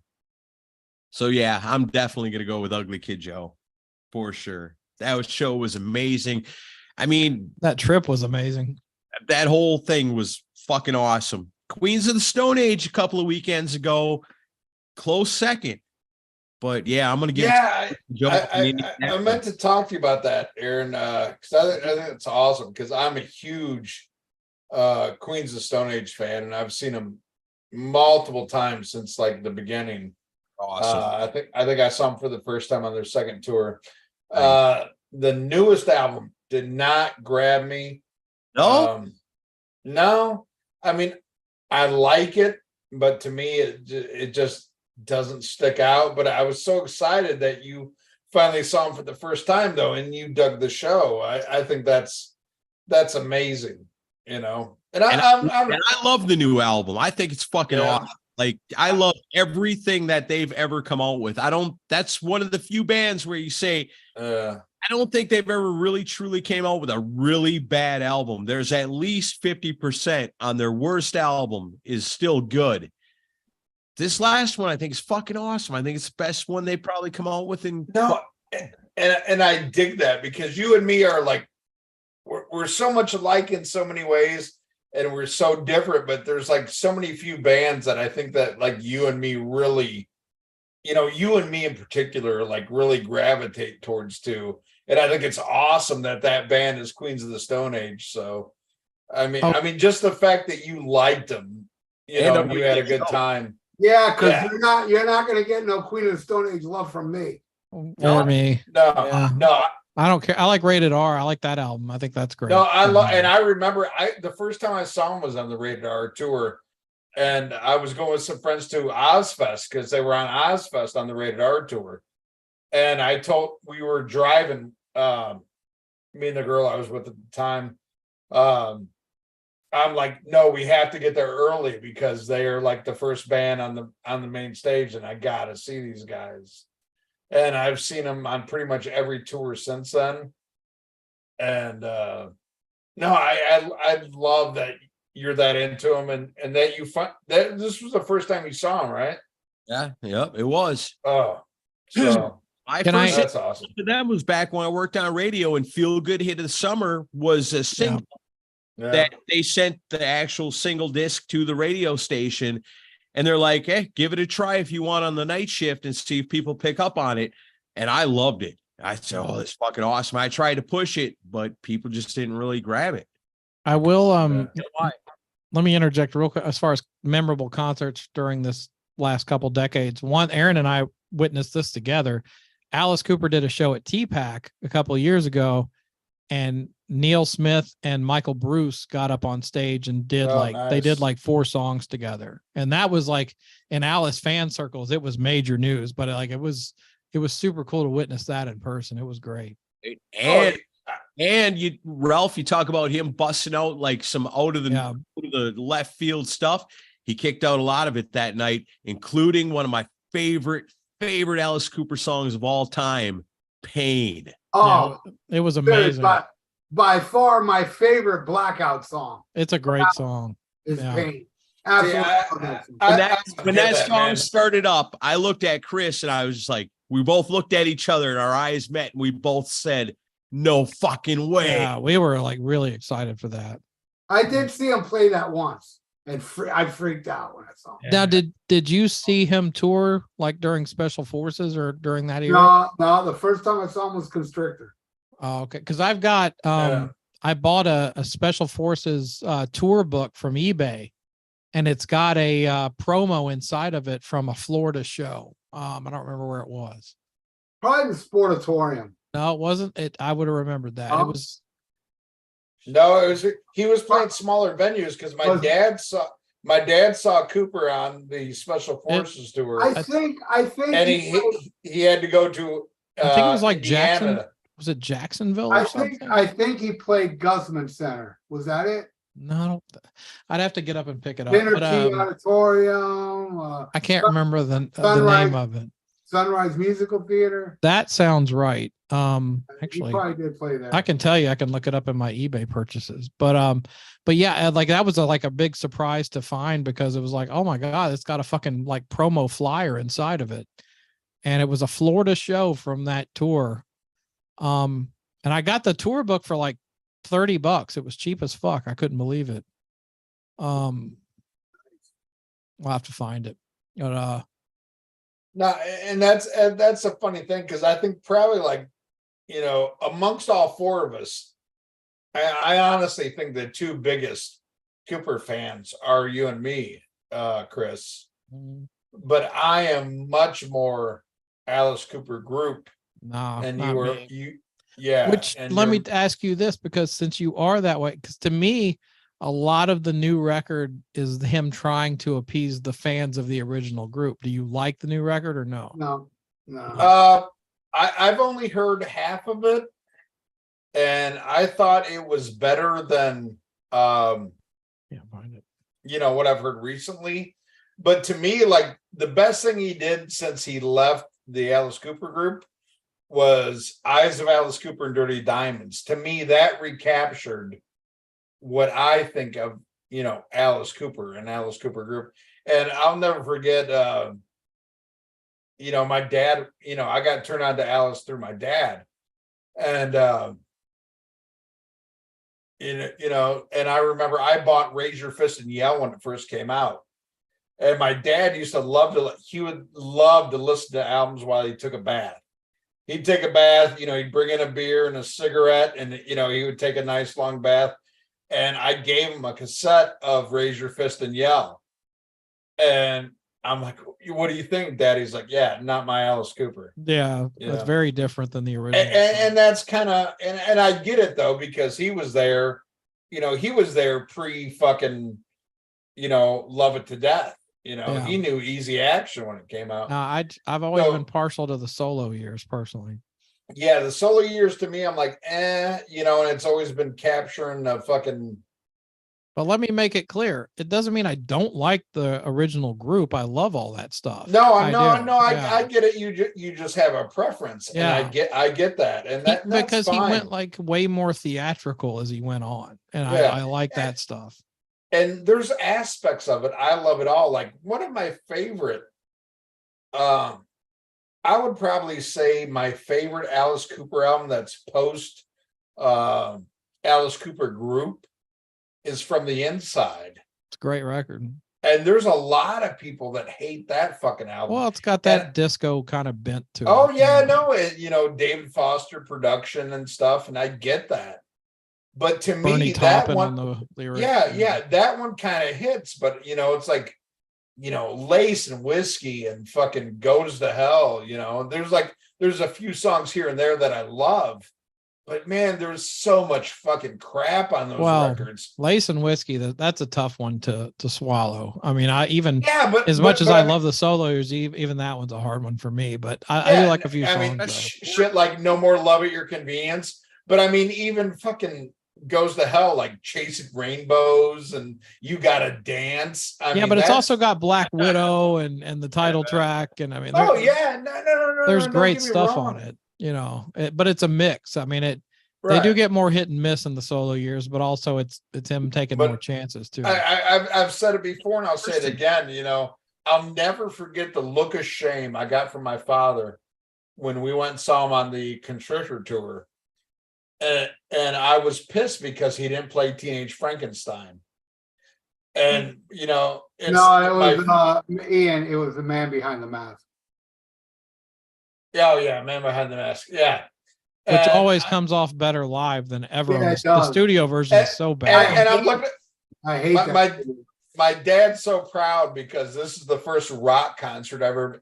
My only concert before that was Julio Iglesias that my grandparents took me to. You were really in step with the times. Yeah. And the opening act for Julio Iglesias was a comedian. Yeah. So this is my first rock concert. It's Tesla on the Mechanical Resonance tour and fucking Alice Cooper. And I just bitched because he didn't play, you know, He's Back. And I'm like, yeah, but he played that damn Telephone Is Ringing song. And my dad just looked at me. He's like, I want to smack the dick out of your mouth so hard right now. I know how your dad feels. Yeah. Oh, Under My Wheels all is a do. classic. Yeah. But you know, but at the time though, I liked Constrictor, and I got a lot more than the other shit because it was, you know, it was the time frame. It was the era. You saw 2 members of Winger on that show. Oh yeah, Paul Taylor and fucking Kip Winger. I saw that tour, but not with Tesla. You saw Vinny? Vinny Vincent's and Vinny opened that show. What did you think of them? It was not good. It didn't sound. I mean, I wasn't a fan of the album in the first place, Right? but because I bought that record when it came out, even after I saw "Boys Are Gonna Rock," that should have warned me. I still bought it. The sound was a little too muffly. I don't think the sound man captured them properly. All right, so let's see here. Pizza Time says, where is that thing he said? Pizza Time's got all the best questions. The Pet Detective movie. Which one do you prefer? Ace Ventura? Yeah. Oh, the first one. Yeah. Although the scene in the second one where he comes out of the rhino's ass is pretty funny. Right. What do you think, Aaron? I have no idea. It's been so long since I've seen each of those movies one time, and it was on a VHS tape many, many years ago. Although I did borrow a line from Ace Ventura for Rockin' Pod in years past. As we get close to it, you know, my messenger's blowing up and my texts are blowing up, and everyone wants an answer to fucking everything, and it's usually shit they can look up online with no problem. I stole a line from Ace Ventura. I would post every year. I would say, if I don't respond to you in 5 minutes, just wait longer. I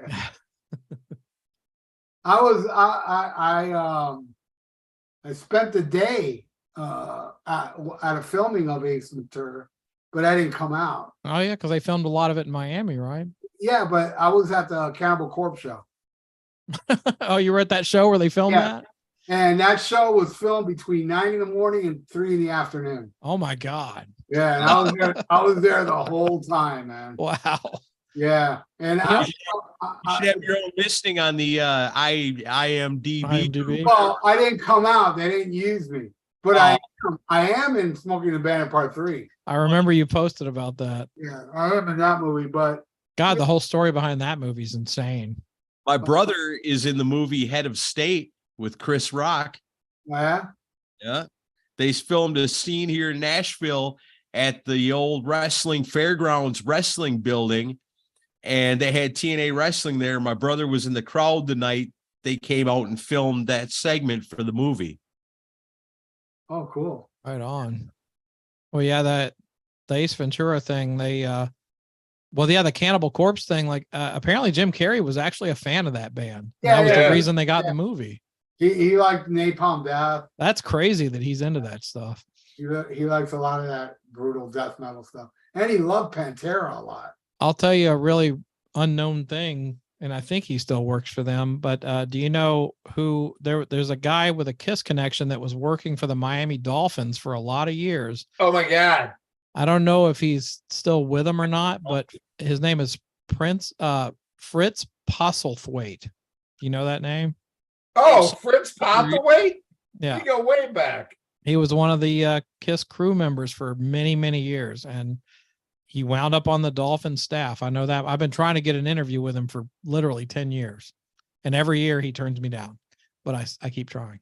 He's still working with the Dolphins? I think he's still with them, but yeah, he worked for something with their crew. But next time, pitch him on an interview that you want to talk to him about his time with Dan Marino, and then when he gets on the show, then we'll just start talking about Kiss. He already knows I'm a Kiss nerd. It's not going to happen. But no, like Fritz was the guy. Have you guys heard that story about when Peter played a prank on Gene in the 70s where they dressed up a roadie in Gene's makeup for the end of the show where the levitating drum set goes up? Yeah, I never heard this story. So Peter was wanting to fuck with Gene, so they dressed Fritz up in Gene's secondary costume and his makeup and put a wig on him and had him go up on the rising drum kit. So at the end of the show, they have to look up to Peter to get the cue to end the song. So Gene looks up and he sees himself. And like Gene wrote about this in his book, and he literally thought he was losing his mind. He's like, have I been on the road too long? Because he's like, what the fuck? I'm seeing myself on the drum kit. And they ended the song, but that was Fritz that they dressed up in the costume and the makeup. I heard about the one where Peter put his dick in Ace's mouth. That's not a true story, Ian. Okay. The true story is Ace put his dick in his mouth. All right. Well, enough about Kiss. Oh my God. Oh my God. Let's split between the four of us. What each of you, and hopefully you all pick something different. What is one of your favorite moments of Rockin' Pods? All of the, past Rockin' Pods. What's one that sticks out in your mind? Like, oh my God, that's the one. That is so much fun. I laughed my ass off. I got two. I'm glad that shit wasn't on camera. Several of those. Me, the first Rockin' Pod where me and Ian terrified people, and they kept screaming, "I fucked your mom," while the people were trying to do their podcast. I'll never forget that. I'm walking through the row of podcasters, and they're all trying to get stuff done. And all of a sudden, I pay attention to what's going on stage, and I hear Rob going, "That's right. I said I fucked your mother," and he's like, says it as loud as possible, and like everyone's so annoyed by it. Yeah, I'm just laughing, going, "This is funny as shit." We were hated, and but it was like, how much more rock and roll can you get than that, though? Yeah, man. And I kept yelling out, "Kiss sucked," like with all these Kiss podcasts. Like I can imagine, like I've waited my whole life to interview the dude from Nelson, and now they're finally here, and then that happens. And I pissed off the guy from Nelson because I said, "Anybody got any questions?" The guy from Nelson said, "Yeah, what's your favorite animal?" And I said, "My favorite animal's on Nelson." And he laughed after I said that. I was like, "Oh, I think I pissed him off." You did. That was Gunnar Nelson, one of the Nelson twins. Yeah. But actually he had a ball. He thought it was great. He loved all the humor and everything. He was great. No, he wasn't offended at all. Honestly, we've had really good luck over the years. Like it's rare. We haven't really had that many divas, I mean, a couple here and there, but not too many. Well, I would have to say my second favorite thing that happened, I don't know if Ian was with me. You might have been. Was when that girl almost died at the Waffle House. Were you there? I missed When that. She was choking. She was choking. I was probably there, but I don't remember it. Yeah, there was a girl choking at the Waffle House. Wow. And I gave her the Heimlich. And I Oh shit! and I saved her life. Damn, Ralph. Yeah. That's real. And it just so happens I have a diploma in Heimlich. 'Cause my city job took us to Yeah, Heimlich. you had to do that. Yeah. Yeah, so I knew what to do. So yeah, I saved her life at the Waffle House. I don't think you ever told us that before. That's wild. I never knew that. I guess Ian wasn't there. He'd remember that. Yeah. Well, I could have been there, but And it we were past that. was a girl that was Part of the crew. Oh wow. I mean, she was. I don't know if she was part of it, but she was attending it. Oh Yeah. wow. Yeah, because I saw her afterwards and stuff. Well, you are a doctor. Yeah. Yeah, that's right. Saved by Dr. Fuck. I saved her life. Doctor. I That's saved her life at the Waffle House at 2 a.m. And then she turns around and goes, "That's not the Heimlich." Uh, I don't know how to I top that. would- I only feel like I ruined people's lives hanging out with me at Rockin' Pod. I would have to say my favorite overall would be our first appearance. The one that drove everybody out, and it was so amazing because like how shit changes. We went from the very first year when people were running out to get away from what we were doing to Rockin' Pod 3 when it was standing room only for our live show. And that was amazing. And I can't tell you which one brought me more joy because, the first Rockin' Pod, I mean, we brought everybody up. I mean, we brought like, you guys, our fans that showed up. I mean, we had like a really good, fan show up the first Rockin' Pod. Yeah, we had Bushy without a beard. Yeah, and we had TikTok Man and all these people we brought up on stage, and we acknowledged them and did all this shit, and it was fucking legendary. You know, we broke up the fucking 3 cock box fucking record and everything, and broke all that shit up. But man, there was the fallout. You know, there was the fallout of the second year. You know, when we were at the fucking steak restaurant or wherever the fuck we were at, you know, to where like, you guys aren't doing a fucking live show this year. And we understood, you know, there was no like animosity or anything like that. Like, okay, we get it. We rubbed a lot of people the wrong way. But we're just happy to be here and do our own thing. And, you know, Ralph and I had so much fun that second year. You know, I'm dressed like Vinnie Vincent and in a fucking dress and all this shit. But all the interviews went great. But the third year, you know, that's the first time we're at the hotel and shit like that. And I remember, and this is no slag at all, but I remember like, you know, Cobras and Fires, great show, amazing show. Cobras and Fire, it's not plural. Yeah, Fire, whatever. They were doing a live show and there was like 2 fucking people there. But I made sure that I was there because I love those guys, and you know I wanted to be there and support them and everything, and they did a phenomenal show, but there was nobody there, you know. And then by the time Ralph and I went up, you know, it was literally standing room only, and I was like, "Fuck, we have arrived." You know, it's like.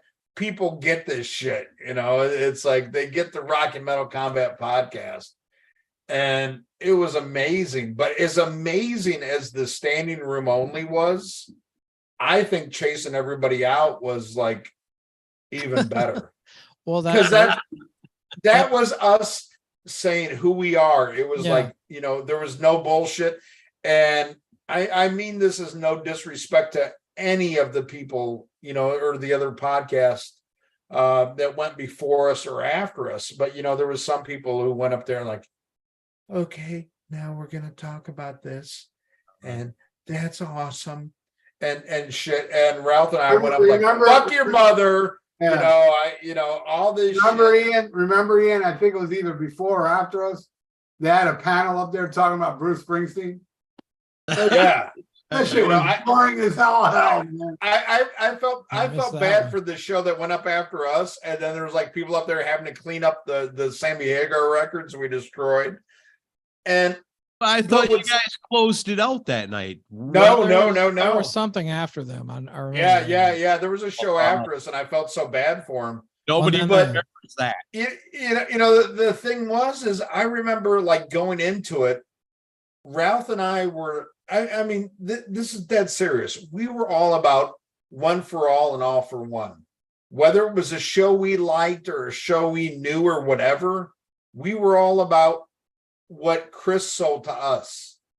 Was like, we're all podcasts, man. We're all doing this. This is going to be a great fucking thing. So we were supportive of everybody else. And when other shows turned their back on us, we were like, are you fucking kidding me?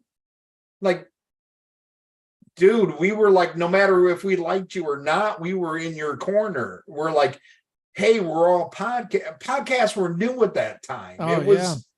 It was something different. Now any asshole who has a mic has a podcast, and probably most of them are better than ours.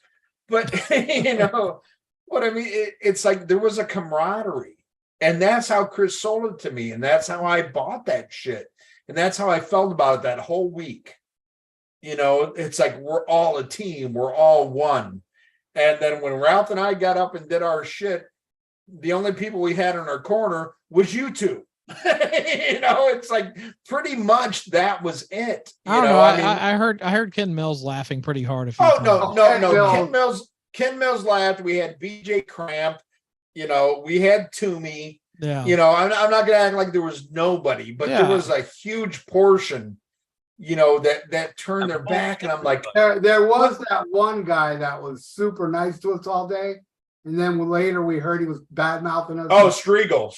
Yeah. Might hurt, right? Oh, Well, no. Butthurt was always a prick, but Striegel, it was so funny. Is like Striegel was right by us and his wife, and Striegel's wife loved us, and she never dropped me as a friend. Striegel dropped me, and then he sent me a fucking Facebook request later, apologizing to me and saying he was sorry, But I'm like, Striegel's all right. he's a good guy. But when we got up there, though, we did not shit on any other podcast. No. We didn't talk. We just did our show. Yeah. But we didn't say like, hey, we're better than fucking, Cocksucks 10, or whatever Joey Heine's fucking show is, But these people fucking, talked all this shit about us. It's like, brother, I never talk shit about you. I never said shit about any other podcast. And we just got did you our here. thing. We fucking throw you here, you prick.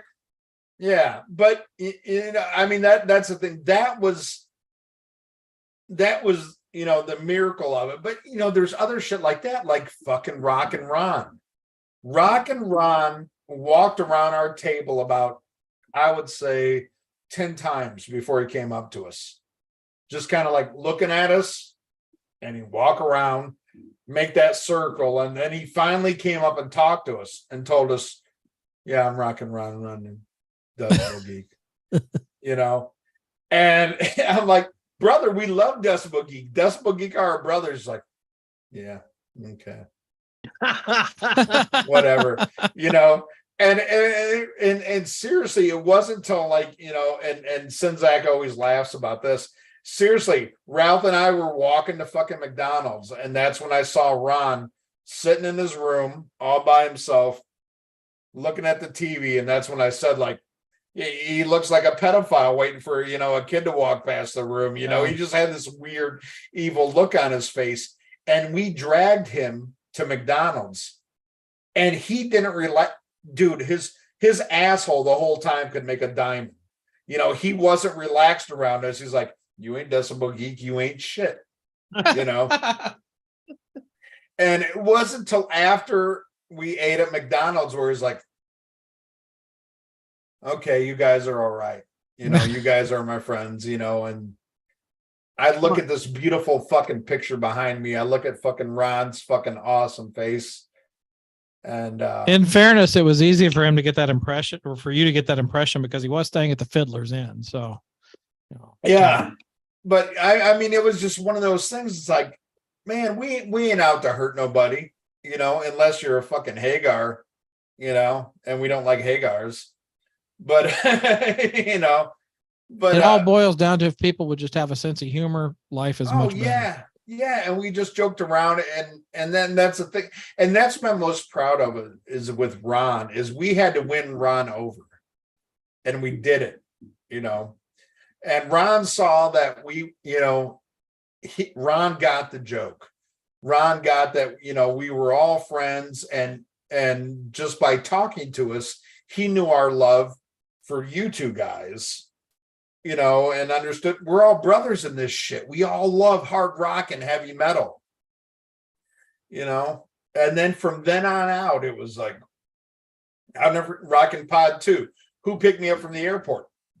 Rockin' Ron and Dawn, picked me up at the airport, and we busted balls and stuff, but that was the greatest thing.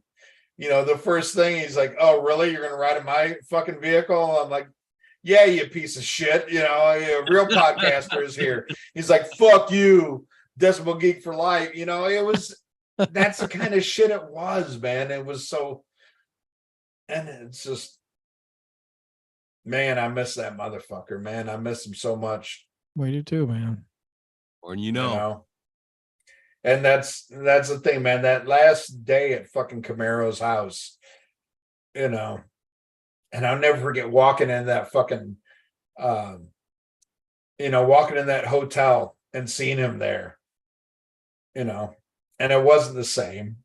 Yeah. You knew it was Rock and Ron, but it was hard. But you were just like, this mother, we all knew, all of us in the family, we knew what this guy went through to get there.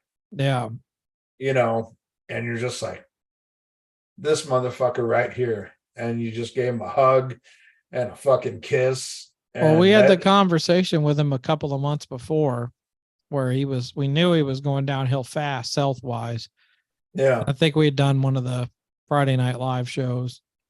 And I think we kind of had a moment with him. I was like, because I felt bad. I'm the guy putting this thing together. And then it's like, man, I just want you to be healthy. So I'm like, Right. if you need to stay home, it's fine. You don't feel like you have to eat. And he quickly told me to shut the fuck up. And yeah. he's not going to miss Rockin' Pod for anything. And I finally kind of got the vibe that he was holding on to get to Nashville to do. Oh, he did. He did, man. He did so much. And that was the greatest thing, was like, seeing him, as hard as it was to see a guy that was like that fucking loved music that much and loved you guys. I mean, goddamn, we have some good fans. Yeah. But there's only one Rockin' Ron, and that guy was Decibel Geek through and fucking through. Yeah, he was. And to see him show up, and then to see him at Camaro's house afterwards, and we've always said this every year. For us, the podcasters, the greatest day is the day after. Yeah. When we can relax and we're either at Camaro's or we're at fucking your house and shit, and to see him there. And it's just, Hey, VIP Scott Stein here. Scott Stein. Yeah. Love that The guy. original VIP. Fuck yeah. The original VIP. I remember Scott Stein, we're sitting in his fucking Cadillac driving to your house, Sinzak. We're driving here, and he's just giving me shit about hating the Elder, and he starts playing the Elder and all this shit. I'm sorry. and that's, to me, that's the greatest thing. Like, this guy drove from fucking Baltimore. Yeah. He's You a know, Ravens to fan. Give him a break. Yeah, to the Nashville to see this shit, and then to hang out at your house and do all this shit. And it's not only us, it's the other fans that get to be part of this shit and do it. I think Scott lives in Washington because Does he now? because we played a gig in Washington and he showed up at one of our games. Well, Washington and Baltimore are very close. Yeah, he might live in Baltimore. I'm not sure. Where do you live? Baltimore or Washington? But it's just, it's the good times, man. I remember sitting in fucking Sinzak's fucking garage. Yeah, all 100 degrees of it. Yeah. Oh my God. And I had my little speaker, Yeah. Ian played DJ all day. Had some great I played selections. DJ, and that's when I hid in your bushes outside your house because somebody who's on this show got me so fucking high, I had to hide. He's done that to me too. But that's just the good times, man. And that's the camaraderie and all this shit that we've got through podcasting. And that's the thing that sucks for like the people who hate Ralph and I get it, where like, to you it's probably totally weird because like, if you're just cool with us, Ralph and I are like the coolest fucking guys. We're just outspoken. Yeah. But we love everybody, we're not like, Well, like I said earlier, none of this shit is a matter of life and death. So chill the fuck out. yeah. Ron Dimert said the favorite show of the 2000 for him was the final Rush show at the Forum. Ian and I saw that show. Yeah, we saw the Rush final tour in New Orleans. It was awesome. Was that the R40 tour? Yeah, it was the last tour. Yeah. Where they did like the set change throughout the whole. Yeah. Yeah. They started from the new stuff all the way. Oh my God. I wish I had seen that one. They even played Garden Road, which was not none of their albums. Was that a show? And both Ralph and I were sober. Really? Yeah. We took a friend of mine. He had just lost his father, who was a huge Rush fan that I saw Rush with on their previous tour. And he passed away. And I took his son to go see that show. And I told Ralph, I'm like, I'm taking this kid to see the show, and I'm not going to drink, and we're going to do this. And One of those rare things where Ralph and I do something nice. Well, Ralph does a lot more nice than me. I don't do nice very well, but we took this young man to go see Rush on their farewell tour, and it's amazing. I see him now. He's in his fucking mid-20s. I'm like, holy shit. But what a fucking show it was. It's been a while. I only saw him once, and that was on the Clockwork Angels tour. But it was a great show, and I love that record. And but I think I've told this story before. But my buddy that got me the tickets, he's like diehard Rush fan, so he gets us really good seats down like near the side of the stage, and so it's like him and then like 6 seats, and then me and my wife. And so that on that tour. I assume on a lot of their tours, they do an intermission. They'll do a full set and then they'll stop, and then there's like 20 minutes and then they come back on. So they get through the first set, and my friend 7 seats down yells at me, "Hey, Chris, what did you think?" And I had this ready, and I go, "That drummer's really good. He's no Peter Criss, but he's really, really good." And all these Rush fans, like all these heads, like swivel right at me, like, motherfucker. And I was like, I'm kidding. I just knew it would piss a bunch of people off. Hey, Scott Stein's here. He says, "Rest in peace, Rockin' Ryan." And then he says, "I've always lived in Baltimore, so fucking Scott Stein is Baltimore strong." And he was Scott Stein also drove to New York to see my band. Yeah. Oh, did he? Yeah, that's the time Bushy. And Bushy did too. I remember. Oh my God, yeah, and Bushy was there at the first Rockin' Pod. Fucking TikTok man, all this shit. Oh my God. Yeah, that New York show, Bushy drove like 6 hours to see me play. But what's so funny is we still have. Wasn't James West at that first Rockin' Pod too? What's that? I don't think so. No. Well, what's funny is we still have buttons, I think, from either the first or second Rockin' Pod that the button queen made for us. Yeah, Christine made for us. I'm still trying to give those motherfuckers I think I still away. have a few in my garage too. Yeah, I gave most of them away in Atlanta, but I think I got a couple left myself. Buttons for the people. Another rock and roll thing. I mean, think about shit like that. People like Christine the Button Queen, that were there at the first one. Yeah. And that's, as the shit gets bigger and bigger, I love it. And I'm so happy for the success. But man, I miss a lot of those motherfuckers that were right there at the beginning.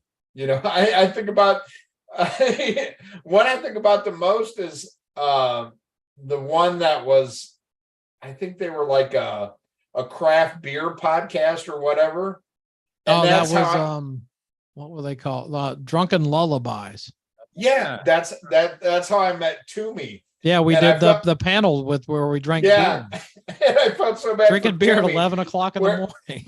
where I had to split a beer with him, and I took all of it. I'm like, yeah, here's a little sip for you. And you hated all of them because they were all craft beers. Yeah, it was all fucking crap, But then Toomey, who I'd do a show with years later, it's like all the foundations that were sown there, and like all these great friendships, Even though Loose Cannon won't talk to me no more because of Joey Haney. What? Oh, dude, I busted Loose Cannon.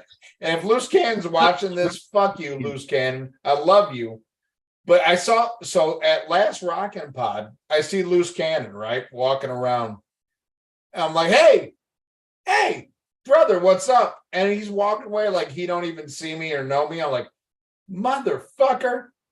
And we talked to Baco later. And I'm like, what the fuck is that shit? I'm like, is Loose Cannon blowing me off because of fucking Joey Haney and Loose Cannon off record, which I'm totally fucking up, Baco right now. But I'm like, is that because of fucking Joey Haney? He's like, yeah. Oh, no. I'm like, motherfucker. And I love Loose Cannon. But what's funny, I think it was like Rockin' Pod 3 or 4. They were in the room next to us. And Cobras and Fire were, they had those the things with the faces on them and shit. So got and Ralph and I put fag and get on each other, and we put them in pizza boxes, and we left them in our room when we left, and all this shit, and we were fucking with them. But I mean, to me, those are our brothers, you know. Yeah. You know. Okay. On their pictures on their faces, then we left it. Oh yeah. Oh, but dude. But those are our brothers. Yeah, I know, but they are. But that's what fucking men do. We fuck with each other. Well, we fuck with each other so hard. And in fairness, I've got a photo of Aaron from the first Rocket Pod with one of those little hand things with Baco's face coming out of Aaron's crotch. So I'm just saying. Yeah. Yeah, and in all honesty, I was coming in a sock a long time before they came around, so they ripped that off of me. I had that idea back in 1988. But I mean, it is what it. But this thing that we've created, and by we is kind of fun, because I should say, Chris, you created, and Aaron, you've been there all along, but. You know, it's just amazing to see the evolution of this shit, you know, and the evolution of our shows and the friendships and all this shit, you know, and to all the people in general, you know, really rock podcasting in general, because you think about, like you said, when we first started doing this, there really wasn't a lot of there weren't a lot of other podcasts. Like you said, now anybody with a microphone and an internet connection can do it. There's a million podcasts, you know?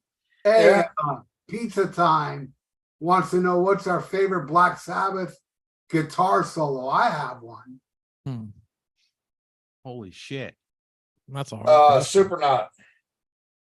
That's a good one.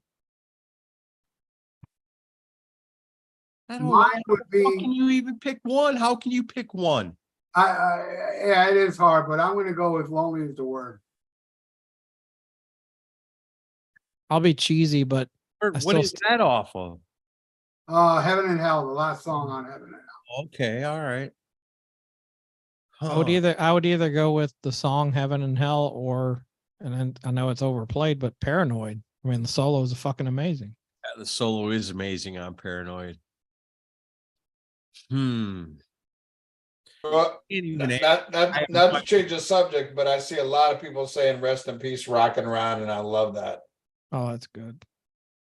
I love that. Keep that motherfucker's memory alive. This guy, you see, I still can't. I don't know which way to point. He's behind you. I know. I don't know what to do. Everything's backwards, but. All right. Chris mentioned it earlier about and you'd mentioned it too, about the buttons. And when we went down to Atlanta, we had all kinds of Decible Geek buttons. And Ron comes to me and he goes, and this is after hanging out with Ron all day, and Ron getting the very first footage of Vinnie Vincent since his return out of the Under the Rock. And Ron says, I need to film something. I go, okay, Ron, what do you want to film? He's like, I don't know. I was like, I've got these buttons. And he's like, I was like, turn on your camera and follow me. Let's go. And there's a video out there somewhere of me walking around with this bag full of buttons, just giving out buttons to people and telling them about Decible Geek and buttons to the people, buttons for the people, you know, and just walking around that convention, handing them out, you know, and that was Ron, you know, he wants to do something. He was an artist, you know, and he wanted to capture something, you know, and that was great for me because I'd be like, what do you want to do? Let's do it. Buttons for the people, you know? And so we walked around, we would do that stuff. Man, you know what? I don't know if you guys ever feel like this, but I know I always feel like this, this podcasting thing we do. It's something special. You know, there's people that go out of their way to listen to our shows. And I always feel like, you know, we're a step away from something more, you know, like we grew up in the era where you had to be on TV to be a star. Right. You know, you couldn't be a normal person. You had to be on TV, or you had to be on radio to be a star. You know, you had to be up on a stage. And this podcasting thing has made it where, like I always say it, like, yes, it's made Chris and I stars of podcasting, you know, the same way Ralph and Ian are stars of podcasting. And along with that comes like other people. And we've got like Mighty K, and we've got the Mooger Fooger, and we've got Rock and Ron that have become stars because of what we're doing, you know, because such great personalities in their own rights that people become fans of them. And Ron is the perfect epitome of that. Like, so many people became fans of Rock and Ron because of his involvement with Decible Geek and because of his appearance on your show when you guys talked about Wild Side. And it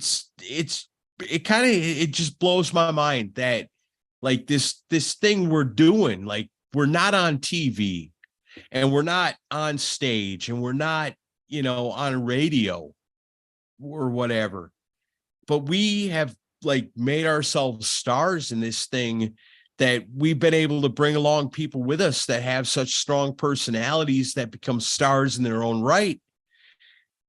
And I just love that. You know, I love the fact that normal people like us that have creativity and talent can create something that we do, you know, is creating these podcast episodes that people look forward to, and they're upset when they're late, you know, and they're not on time, not as fast as they should be. And you miss Rock and Ron, you know, it's like, man, you know, Decible Geek is awesome. And I love Decible Geek, but Rock and Ron was so cool. And I miss that guy. And people that would have never known Rock and Ron, like we would have never known Rock and Ron if it wasn't for our love for rock music.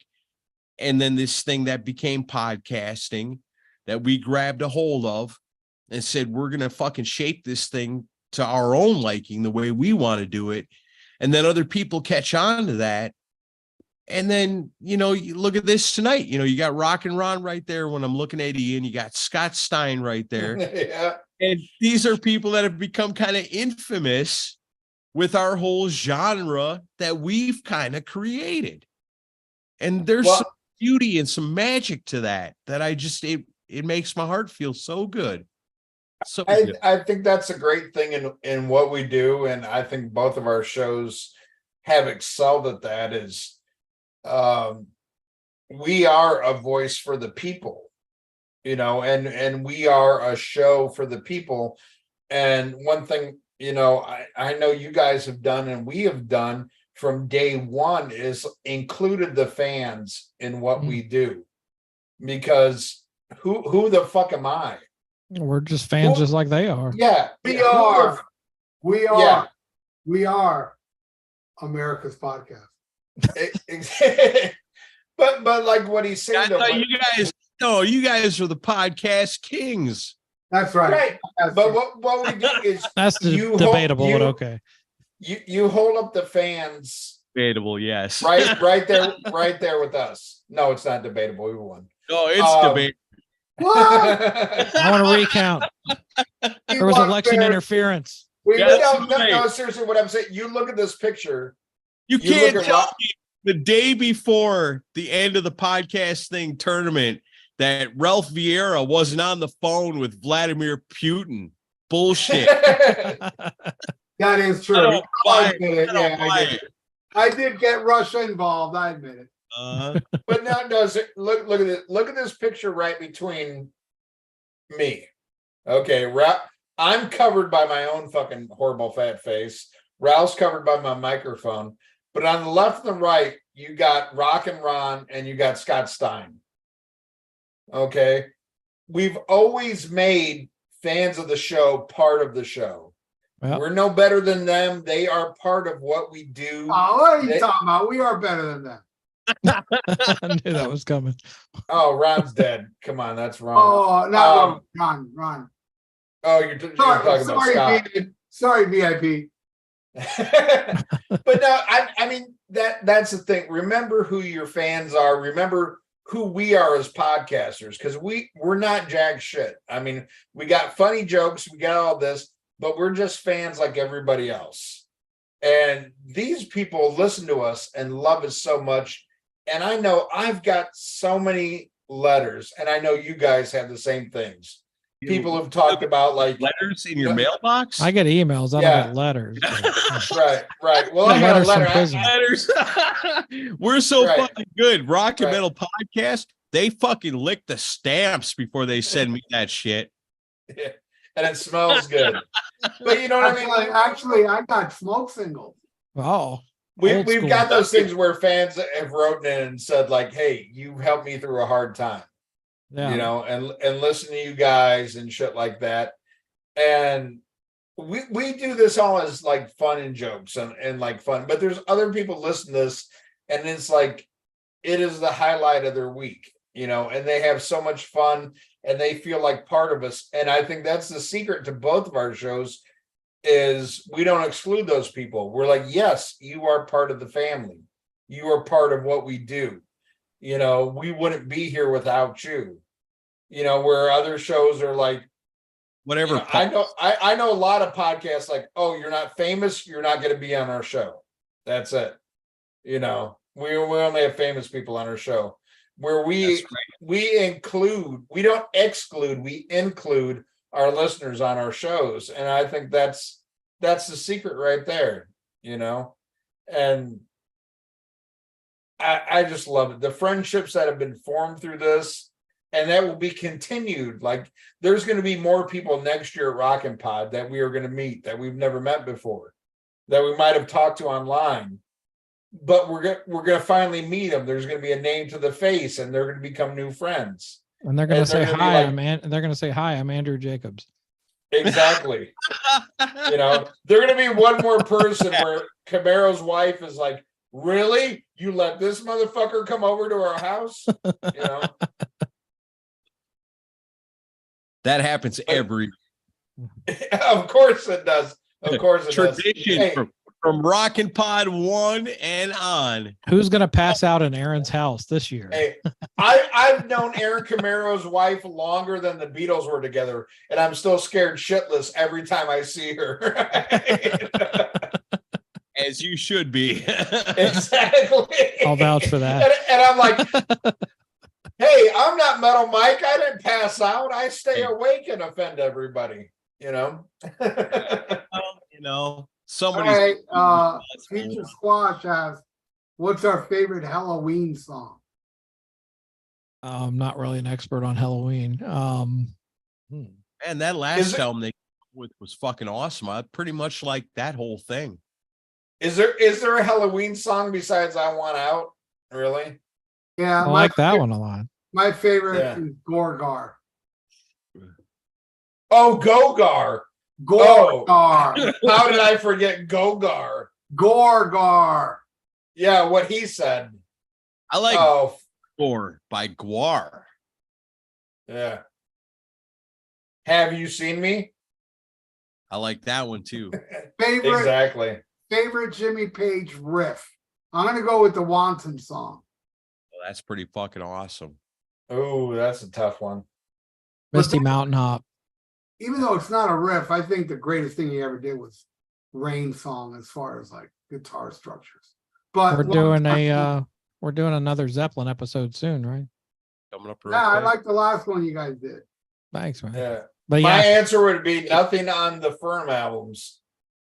What That's did you guys happen to catch the alternate Kiss episode, the alternate Kisstory that we did? No, you Is just that the one where they put out good albums? Yeah. It's awesome. You No. guys haven't heard that yet? No, I I haven't will seen it, but tonight. I did see the ad and I gave a thumbs would. up and a like and I shared it.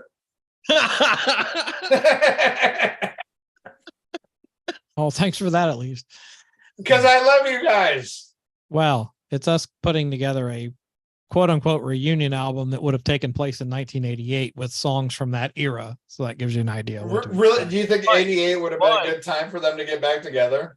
Listen, I wrote a short story. You got to listen to the story. Yeah, you got to Okay. listen to the story. It's Kiss. Okay, read it out loud. No, we're not doing the whole thing now. Okay. But yeah, it's really detailed and plausible the way Aaron put it together. It's pretty interesting. Fair enough. Well, I'm more interested in what would have happened to the Bruce Kulick invasion. Bruce is not part of the band, according to this alternate history. Oh God. Fuck, man. I know that most of us are off work tomorrow, but I might not be. You're not off work tomorrow? Maybe, maybe not. We'll see. That sucks. Work? What's that? Yeah. Whatever. You ain't leaving. You don't get to leave because Hey, I go to work. Before I go, I'm gonna call out Ralph Vieira. Do it. I'm gonna do it right now, Ralph. I'm gonna call your ass out. Okay. Are you ready? Yeah. Listen to me, man. You need to switch the graphics in your background, because if people go back and look at this video and they go back and look at the last video we did, every time that you get up and walk away, what bathroom does Ralph Vieira use? Oh, good question. Look back in the archives. Scroll on back. You're using the wrong door, my friend. You need to swap those graphics. I'm transcending, bro. It's wings, not rings. Yeah. Ralph disappears into the wings or the rings room every time. Yeah, I agree. Your background is disrespectful to women. It's like women don't know enough to say Van Halen sucks. Van Halen sucks. Is there a third door off to the side with the Mitch Malloy and Gary Cherone on it? Yeah. I get asked that a lot. There's a fire in the whole door. Oh, the dirty water dog door. Oh God. Such an awful record. Oh God. Just so you all know, that female one has a hole. And my wife come in here and get their dick sucked from people over here. My wife has got a lovely vagina, and she even knows that Van Halen with David Lee Roth is by no question the best. See that? Oh, no. Somebody with a vagina said that. Yeah, no. And I was in a men's room with Aaron's wife, and yeah, she knows. She knows. She's like, I ain't shitting in there. Thank God she would never tune into a show like this. I know. I'm so fucking scared of your wife, Aaron. Oh my God. I think both our wives have the distinction of never listening to a single episode of our show.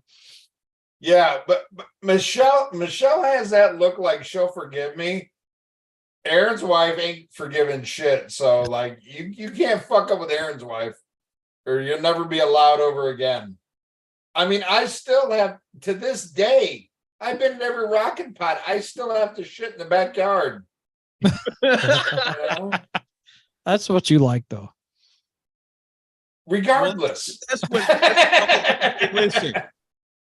We do like Chris and Tracy. We put out a poll ahead of time. Like, what would you prefer at the after party for Rockin' Pod? And when everybody answers, Ian should shit outside. That's true. We did take a poll. There's a sign that shows me, Metal Mike, and like outside. That's it. And the poor Metal Mike. I think your friend fell asleep. We prefer Metal Mike not to sleep in our child's room, and we prefer Ian Wadley to shit outside. Man, I tell you what, that reminds me of Rockin' Pod 1 when hanging out. What's the German motherfucker's name? Henning. Henning. When we're all drinking, I love this shit. Like everybody else is hungover from Rockin' Pod, and Henning's like, "I'll take your beers." Oh, he's just getting started. He's German. Yeah. Henning's like slamming beers with me and stuff. I'm like, yeah, I like this guy. And then the next year, Metal Mike's like all passed out, drooling, pissing himself in the same shed. I love that shed that you and your fucking father-in-law made. That was some good. Or as Cobras and Fire called it, the Adobe Hut. Yeah. Oh, fuck. I was so disappointed because fucking I think you beat me by like 2 questions. You got the Canadian questions because you knew more about Tim Hortons than Aaron's me. the Canadian expert. the Canadian the American Canada. Yeah. Performed horribly, but still was the champ. My competition was low. Yeah. The bar was extremely low. I got within one right answer of you, but yeah, they were like, no, Aaron still beat you. I'm like, that makes sense. He's Canada adjacent being from Wisconsin. Baco, but Baco being a fucking Minnesotan. Yeah, you think he would have won. Tried to fucking swerve shit and tried to make them change the rules and give him extra tries. He really, really wanted to be the champion of Canada, but nobody from Minnesota will ever defeat anybody from Wisconsin in Canadian trivia. That's in the Bible.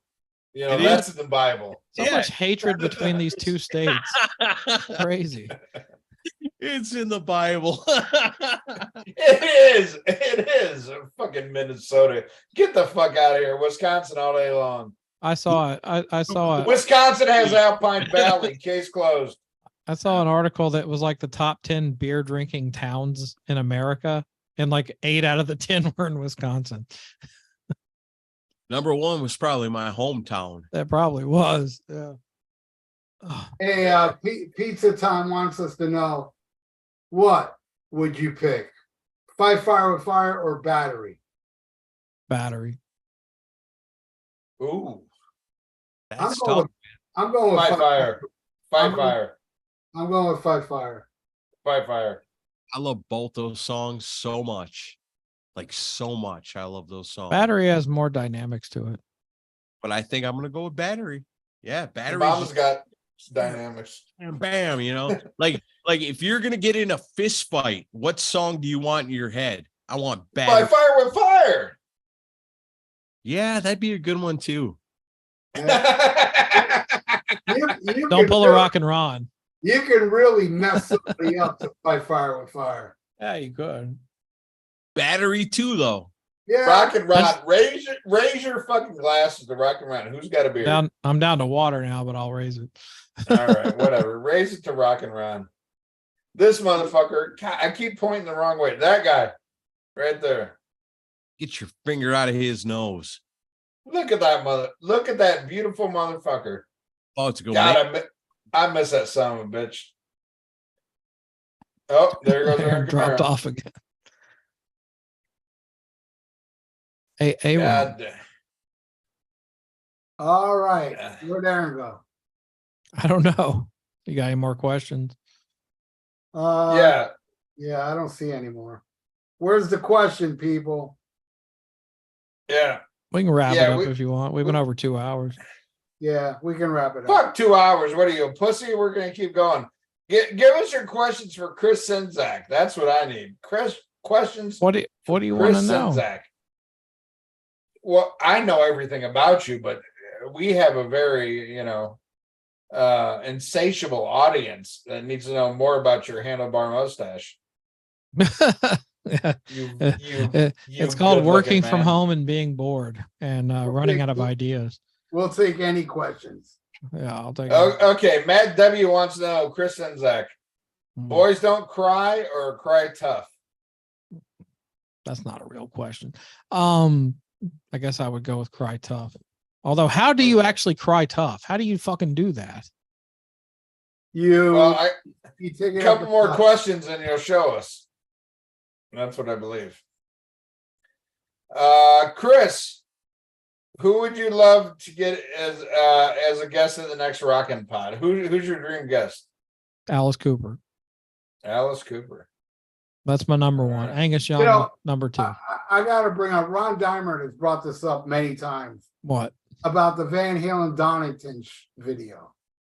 It's great. Yeah, it's awesome. It's been every time something Van Halen pops up that's rare, I automatically download it. I don't wait. Do you know the story behind it? Yes. It's the guy that's been trying to get my channel taken down. Kurt Gooch is going after you too. Oh, he's been doing this for years. He's almost taken my channel down twice. Yeah, he's a douchebag. And Aaron and I met him in Atlanta at the Vinny Comeback Expo. He smelled horrible. Yeah, he did. He had like the worst body odor ever. He's a big boy. Like, Yeah, I don't know. I don't know anything about Kurt Gooch except one thing. He does not smell pleasant. no, he doesn't. Yeah, it goes with his name, right? Gooch. Like, oh man, that's Gucci. No, I I got a think piss. Nobody think- going anywhere. I think what he's doing is terrible, though. I mean, it's the rumor I heard was that, like, I know he helped out with the Kiss A&E special, the biography thing, and he was like the researcher for that.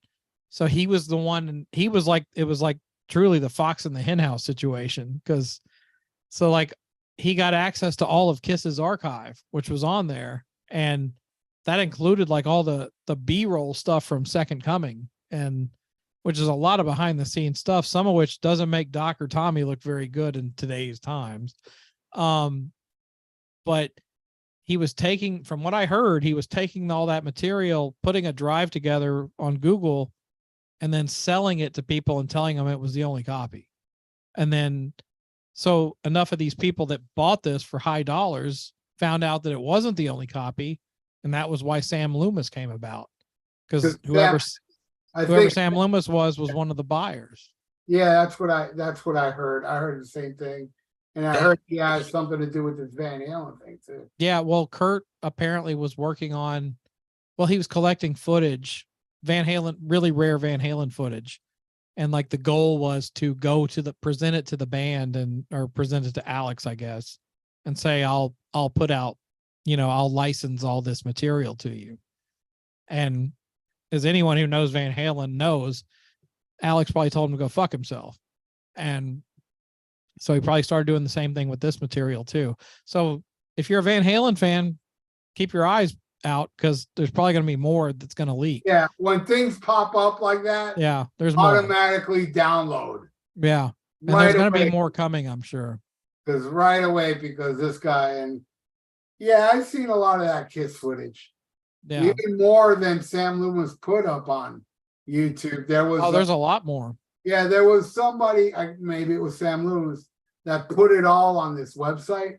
I'm talking about tons and tons, which had the reunion video. Yeah. The sound of them learning the songs. Yeah, all the rehearsal footage from the reunion tour. Yeah, where Ace is wearing that Coca-Cola shirt. Yep. It was fucking awesome. It was great to watch. Of that stuff. Hours. I see one from Vincent Longo says, for Ian, favorite Tom Atkins performance. I would say Halloween 3. And this one is for Aaron, Steve Rochelle. If I didn't have pictures of or video of your sister, would you still like our records?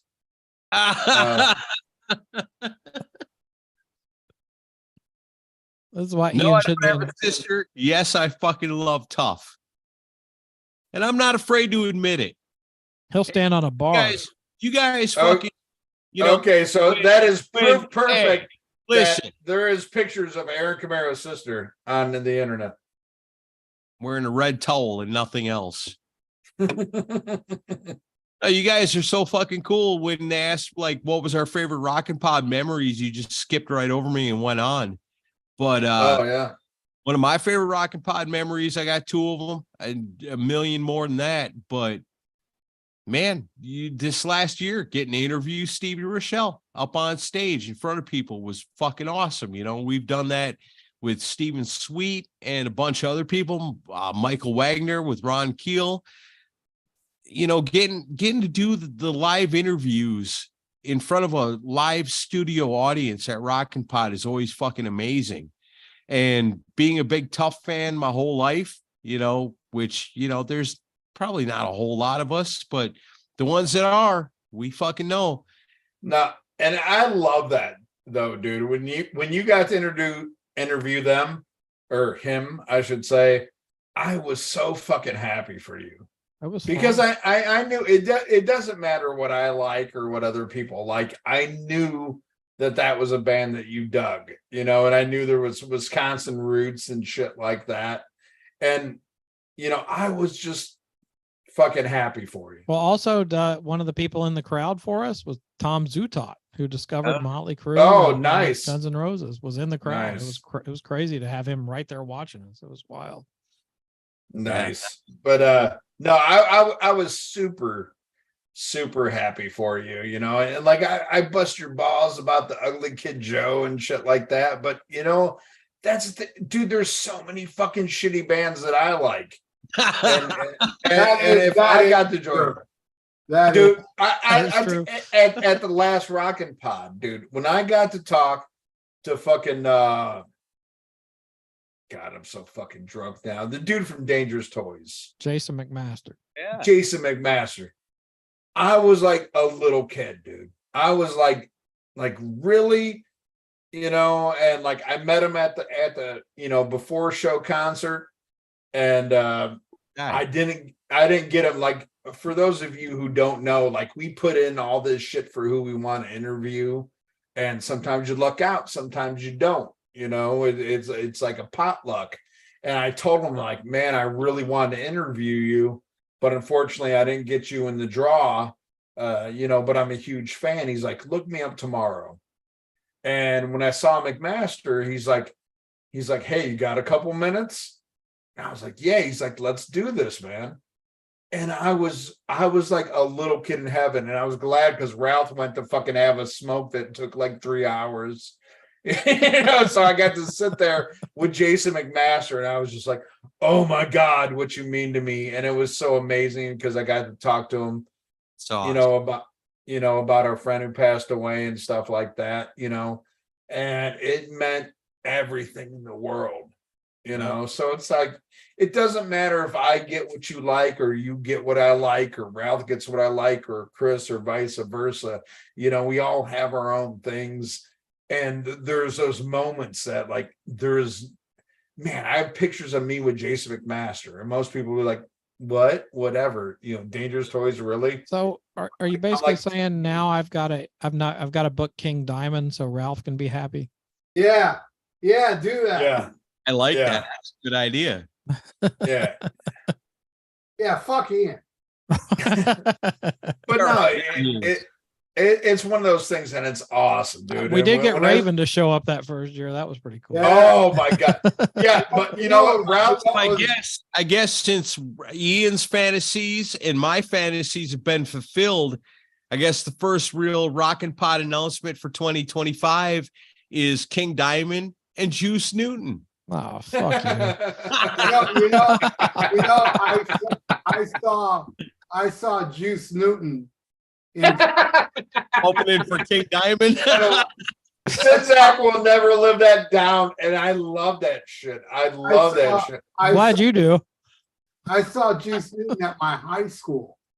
Well, you're more of a fan than me, so give Ralph all the shit going forward. But Come on. What's so funny though is I get picked on for like Bang Tango, and Ralph's new thing is Scritti Politti is my favorite band, and it comes out of nowhere, like all this shit. But Sinzak actually loves Juice Newton. No, I don't. I like yes, one you song. do. I like one song. Yeah, I tried the same thing with Bang Tango, just like you. It doesn't matter. I know. I've embraced it. I'm just like, hell yeah. You can build 1,000 bridges. Oh. You suck one dick, you're a cocksucker. I know. I'm a cocksucker for life. I'll tell you the coolest thing about Ralph's a little bit older than the rest. When he says he met Juice Newton in high school, it was at his graduation. Yeah, she actually did. She went to Miami Beach High and she did a free show for us. Oh, wow. Shit. True story. She already had that "Gone to the Queen of the Heart." That song. Yeah, it was already a hit, so she came. Yeah, his favorite. Don't make fun of it. You know, it was cool at the first Rockin' Pod. I'm standing outside, and I'm a huge Raven fan. Yeah, and the Rockin' Pod one happened just like a week or two after what happened to me in Colombia, where I almost got arrested, and big controversy that made the news and everything. And when the van pulled up with Raven, the first thing John does when he gets out, he's like, "So Ralphie boy, tell me about Colombia." I just thought that was the coolest thing. And I had my Yeah. I can't remember. I had my Raven album signed by John and Mark Gallagher and Michael Wagner, who was there. What was it? Rockin' Pod one or two, Ralph, where you weren't going to show up? I can't remember. I think it was 2. It was 2. Oh my God. And I'm sitting there thinking, I was talking to Sinzak at the hotel. He's like, hey, how's everything going? I'm like, Ralph's in the hotel. He says he's not coming. Everybody's going to kill me because they all want to meet Ralph. And I got to thank a certain guy out there that asked Chris to get a boxing ring. Oh, geez. I got to thank him. I got to thank him because I said, Roy, damn. One more delay. Grab some beers. I'm going home. I said, one more plane delay. I'm going home. And then there was, no. I'm sorry. Before there was another plane delay, but before the other plane delay happened, Roy wrote me saying, I knew you were going to do this. I knew you were going to come up with some bullshit why you can't make it. Yeah. I don't care how many delays they are. I'm going. And there was another delay. Yeah. But then after that, I got on the plane. I took a picture on the plane. I'm coming to Nashville. And then when I got there, it turned out he wasn't there. Yeah, he never showed. Yep. And he said he's gonna beat me. He's gonna beat me up because I thought he came up with a stupid petition. Well, it wasn't. I didn't talk to him so much as I talked to that Mike Lockhart guy who was like trying to get me to. He's like, organize a boxing match between Ralph and Roy. And I'm like, why? He's like, because a ton of people will show up for it. I'm like, no, they won't. No, they I was like, nobody's going to show up for that.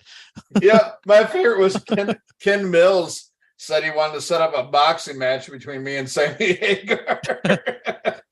That would draw people. And I love, you know what? I would do it just to get Ken Mills back at Rockin' Pod. Oh, that's been like the biggest void we've had all these last few years. Oh, I miss not coming. Oh, you know what's so awesome is that last Rockin' Pod, when we had Courtney did our show, we did a live. What do you call that for you pieces of shit that have Apple phones? Like a FaceTime thing? Yeah, we did a FaceTime thing with Ken. And it was great. The connection was shit because Apple sucks cock. But it was great to talk to Ken Mills. You know, it's like, God damn, do I miss this guy? If it wasn't for Ken Mills, I wouldn't have started a podcast. You know what I mean? Oh, I would get the podcast episodes would come out, and it was before I had an iPod, and I would download the episodes, and then I would burn them onto a CD so I could listen to them in my car.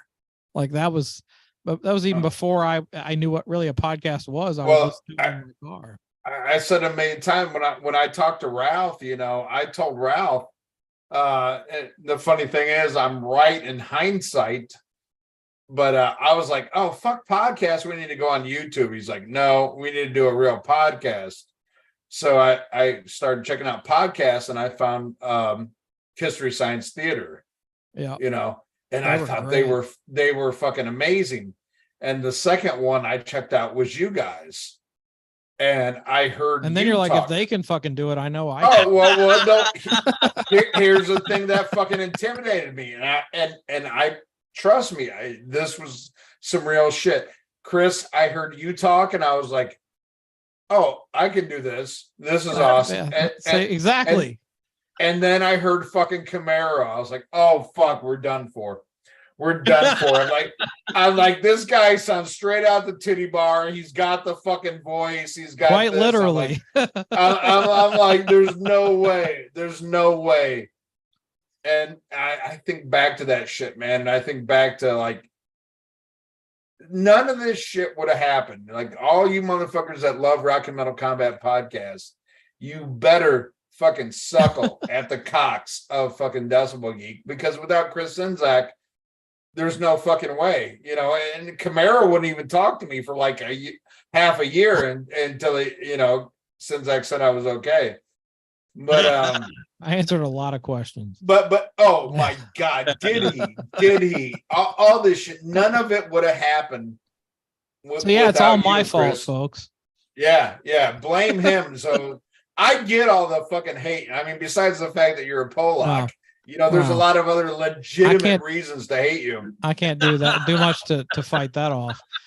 But it was between me and I know I heard Ralph mention it last time we did the live stream, and I'll give credit where it's due. Bob Nalbandian. I mean, he was ahead of all of us. He's the one that made me want to start this. Yeah, I mean, Bob was on the cutting edge of all that. I'm just speaking from personal experiences and stuff. But Bob was an influence on me too.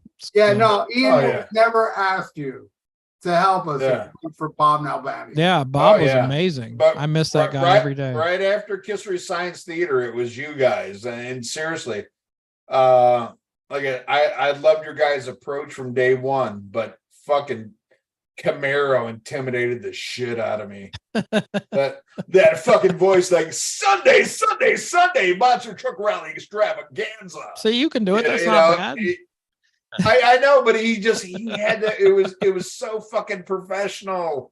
It was so fucking awesome. But man, I mean, seriously, specifically Chris, and I mean, no disrespect to Aaron because I reached out to Chris, but none of this shit would have happened without you. And you're like, okay, do this, do that.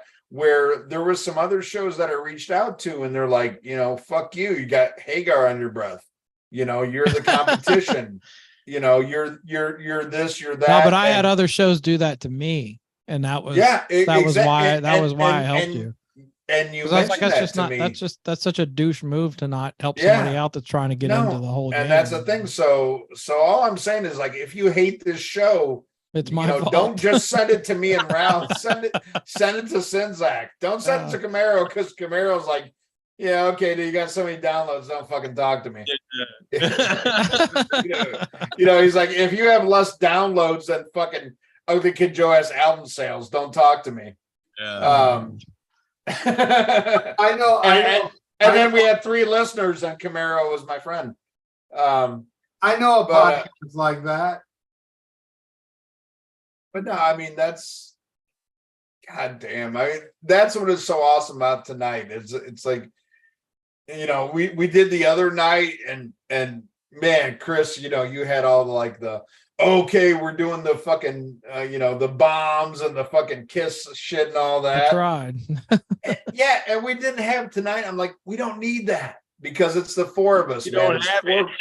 But we do have alcohol though. Exactly. But we are 4 friends fucking hanging out, doing this shit, and no matter what, even when podcasts, I mean, in my opinion, really, podcasts have peaked, in my honest opinion. I think podcasts have peaked. It's I got another cool question from Pizza Time. Stain Anger or The Cure's whole discography? Oh, fuck. The Cure. I'll take Raging Herpes. Yeah, that's terrible, man. What kind of is that? There's no right answer for that one. No, The Cure. It's all suck. Yeah, it is sucky. Yeah, both. I do like Love Song and Friday I'm in Love. Those are about the only 2 Cure songs I like. See, I hate Friday. That's like the one Cure song I'm like, no. It's okay. Okay. I don't know shit about The Cure. Anything I've heard from them, I have not liked. So I've never ever done any kind of deep dive into them. I had to one time, and it was awful. So I have no fucking idea. I can safely say Aaron Camaro will not become a fan of The Cure if he listens to them. I had to study one of their stupid albums for Bushy. I remember that. And Bushy paid $100, and Bushy said, "That was the best $100 I ever spent." I go, "What? You give me another $100 and I'll insult you for 2." Yeah. Was it Disintegration? Was that the record? I don't know. I don't know. Oh. You don't even know. No, Pornography. I had a guitar player in my band in high school, and he was obsessed with Robert Smith and The Cure. So I had to listen to it, that way. But no, never got into him much. I never even knew anybody that liked The Cure. He was into The Cure and the Smiths and all kinds of shit. Just depressing Brit rock. The Smiths, I like a few of their songs. Don't like any of their stuff. A few of them. Um, All right, let's go back to the fans. Future Squash asked, what's my favorite Thrash or Die song? Terror Vision. Poser Holocaust. That is my favorite. All right. I know it's not officially a Thrash or Die song, but Sammy Hagar Sucks is always going to warm my. That's just past 10,000 views.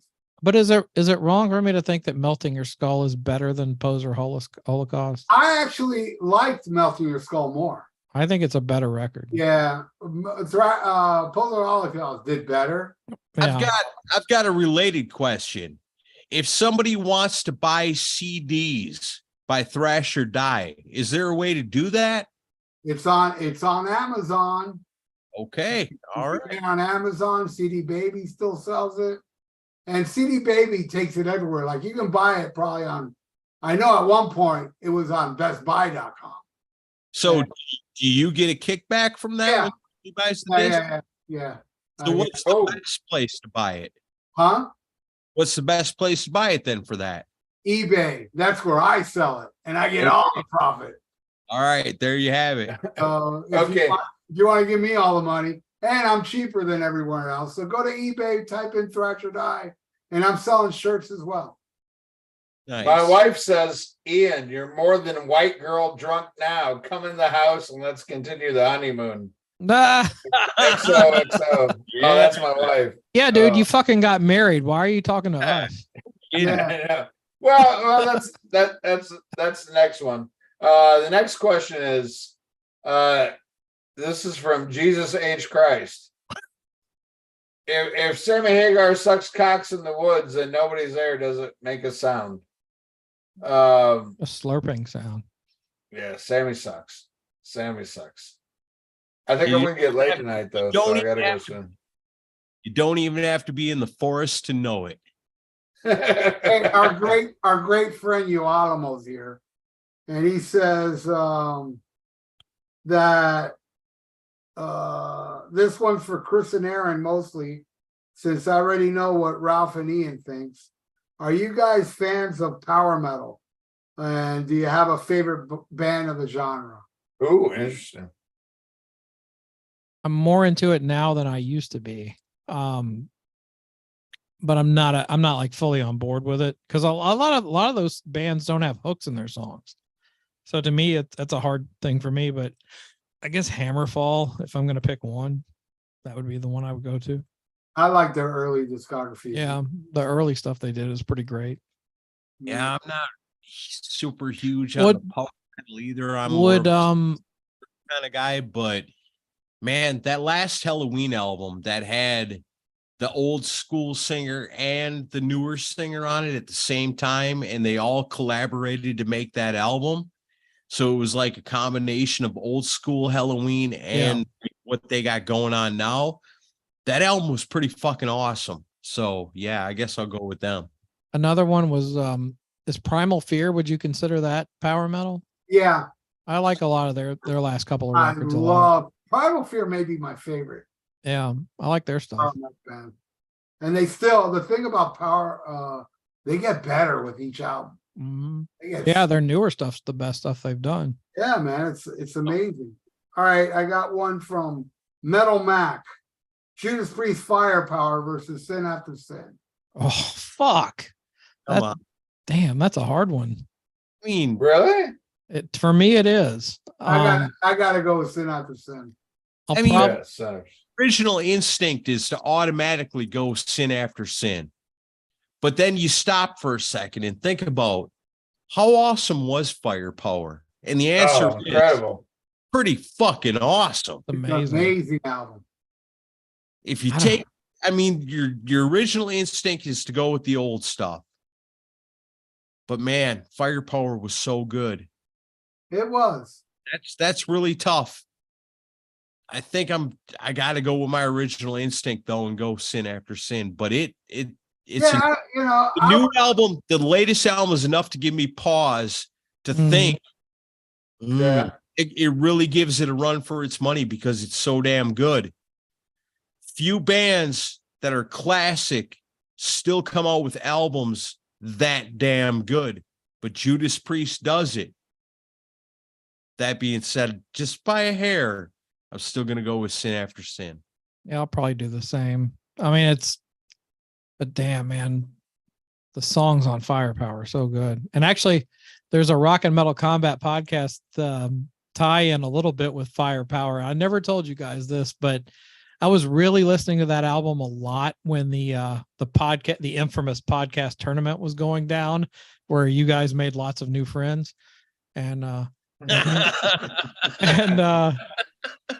and I remember listening to the song Never the Heroes on that. And I was like, this is like Ian and Ralph and Ian's theme song. Because if you look at the lyrics, it's like it comes off totally like, you guys going against the other podcast. But I guess I would go with Sin After Sin. Yeah. That's a hard one though. It is hard. And I love Rock and Rolla, but I'd put Firepower over that. I'd put it definitely. Oh, yeah. I put it over Turbo. I put it over Ram It Down. I put it over the Ripper albums. Yeah, but the 70s stuff. I'll put it over Painkiller. I'm not the biggest Painkiller guy. But that run of Sad Wings and Hellbent for Leather, and I mean, Jesus Christ, Sin After Sin, like Stained Class. I mean, such a runner. I think that stuff's the best stuff they did. Yeah, that's the best. Judas Priest, the Proggy Killer. Yeah, 70s stuff could not be topped. They never topped that in my. It's the birth of thrash metal too. Yes, Exciter. That's my favorite. All right, is that it, or Ian? Do you got to go get laid now? No, I'm too drunk.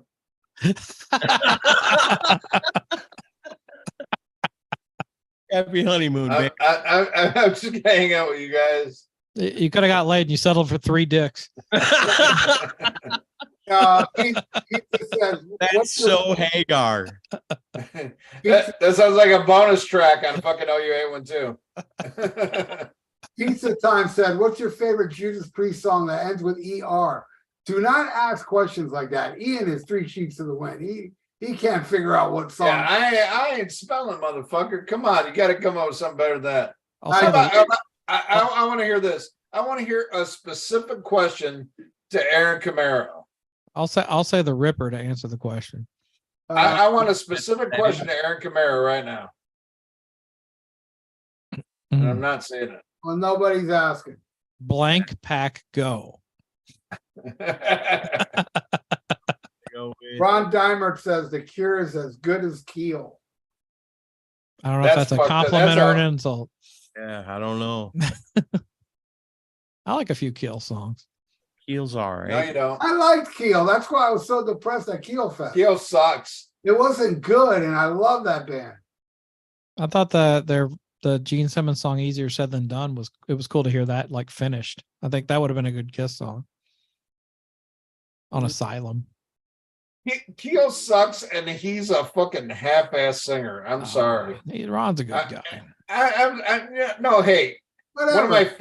one of my favorite moments from fucking Rockin' Pod, I think it was Rockin' Pod 3 or 4, where I was outside talking to Bushy. I didn't know Ron Keel was behind me. And we were talking about something. I go, yeah, it sucked. I go, it's not like Sammy Hagar sucked, but it sucked. And he spit out his drink and started laughing. And I was like, okay, this guy's cool. But no, he likes Sammy Hagar. And really, all those Keel albums, it's fucking horrible, dude. It's subpar fucking metal. You know, I don't mean that against the guy. It's nothing personal, man, but that's fucking horrible. Speed Demon's pretty cool song. I mean, there's some good stuff there. You're the victim, I'm the crime. I love it. It's awesome. Fags. Killer metal. It's no someone like you. Aaron, okay, here's one. Thank you. I wanted one that was Aaron Camaro specific. Edwin Canestracci wants to know, Aaron, favorite Ace Frehley song? Holy shit. Damn, that's a hard one. That's impossible. I love them all. Damn. It's not impossible. Really? You want me to start mentioning fucking No, you don't have to run down the discography for me. Okay. Favorite Ace Frehley song. Fuck. And I mean, it can be like one that Ace sings on, or one that he was the primary writer on? Let's go with one he sings on. All so good. Oh, well, that narrows it down. What's on your mind? That's Two, just, two sides of the coin. no, I hate that song. I was gonna go with, man, just based on the power of the guitar solo, and it's an awesome tune. I think at this moment right now, and this might change in like 5 minutes, but I'd go with Speeding Back to My Baby. What? With That's the backwards awesome guitar solo. I love that song. Okay. All Hey, right. I know I was an ass, but me, Rocket Ride. Bam. It's a great Rock song. and Ride is fucking awesome too. That's my favorite Ace song. Mine would be Strange Ways. Strange Ways is fucking awesome too. I wish Ace would have sang that. Yeah, Parasite. I mean, But I mean that's like a, you know, the economy, like, is what he plays on or what he sings on, you know. It's all good. You know. for I mean, solos, I would was go with Save Your listening- Love.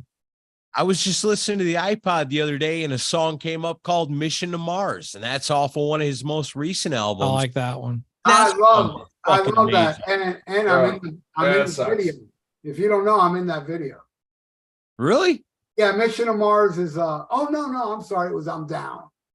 I'm Down is an animated video, and at the end, when they're showing credits, they say Ralph Vieira as the space monkey, because they showed, you know, the monkeys from Kiss Meets the Phantom. Yeah. Yeah. And they at the end of the credits, they said Space Monkey Ralph Vieira. Oh, That's funny. nice. How did that work out? I'm friends with a guy that was working for E1, the guy, the company that releases Ace's music, and he Yeah. was in charge of Ace. Like him and Ace were like when they did the video with Paul Stanley, he's there. The guy's super cool. He's always sending me, you know, the latest Ace Frehley albums, the different variations and picture Yeah. discs. And Yeah, he's not a friend. everything that E1 would release, he would send it to me, like Kurt Weinstein, Toxic Holocaust, like all this LA Guns. He kept sending me stuff, but unfortunately, he no longer works there. So Wow. my meal tickets, we're still friends though, but my meal tickets over there. Right on. My son says I'm the mayor. I don't know mayor or what. I'm probably like the John Mayer, unfortunately. Yeah. Well, your body is a wonderland. Let's see. Exactly. But not tonight, honey. But not for your wife, just for us, apparently. Dirtman This is the honeymoon says save from your hell. Dirtman says save your love. Matt W says rock soldiers. Then Dermot changes his name or changes his pick to Hard Times. They basically anybody could go down the list of Ace Frehley songs and I'd be like, yeah. Oh yeah, that one too. Oh yes, I like that also. See what I feel bad, like anytime I make fun of Ace, I feel bad because you named your son Ace. I did. That's true. We were talking about Ace Ventura earlier, and I always feel bad when like some person says to him, "Oh, Ace, like Ace Ventura," and he don't even know what that is. You know, Ruben De La Rosa named his son Ace. I love that guy. It's a great name. Great name. It's like when I pitched that name, I was like, look, when he's in kindergarten, he's going to be the first kid that knows how to spell his name. You know what I'm saying? Uh-oh. Is he in deaf now? No. Well, that's perfect timing because you got to go. I'm Aaron Camaro from the Decible Geek podcast. Of course, got Chris Sinzak with me. We have been special guests tonight on the Rock and Metal Combat podcast. I love that guy. Hosted by Ian Wadley and Ralph Vieira and Ian Wadley. And we're honored to be here. I'm honored to be here. These guys have been our friends for a long time, since before the first Rockin' Pod many years ago. I've drank a lot of beer on a Sunday night, and I've had a blast being here. I've had a great time.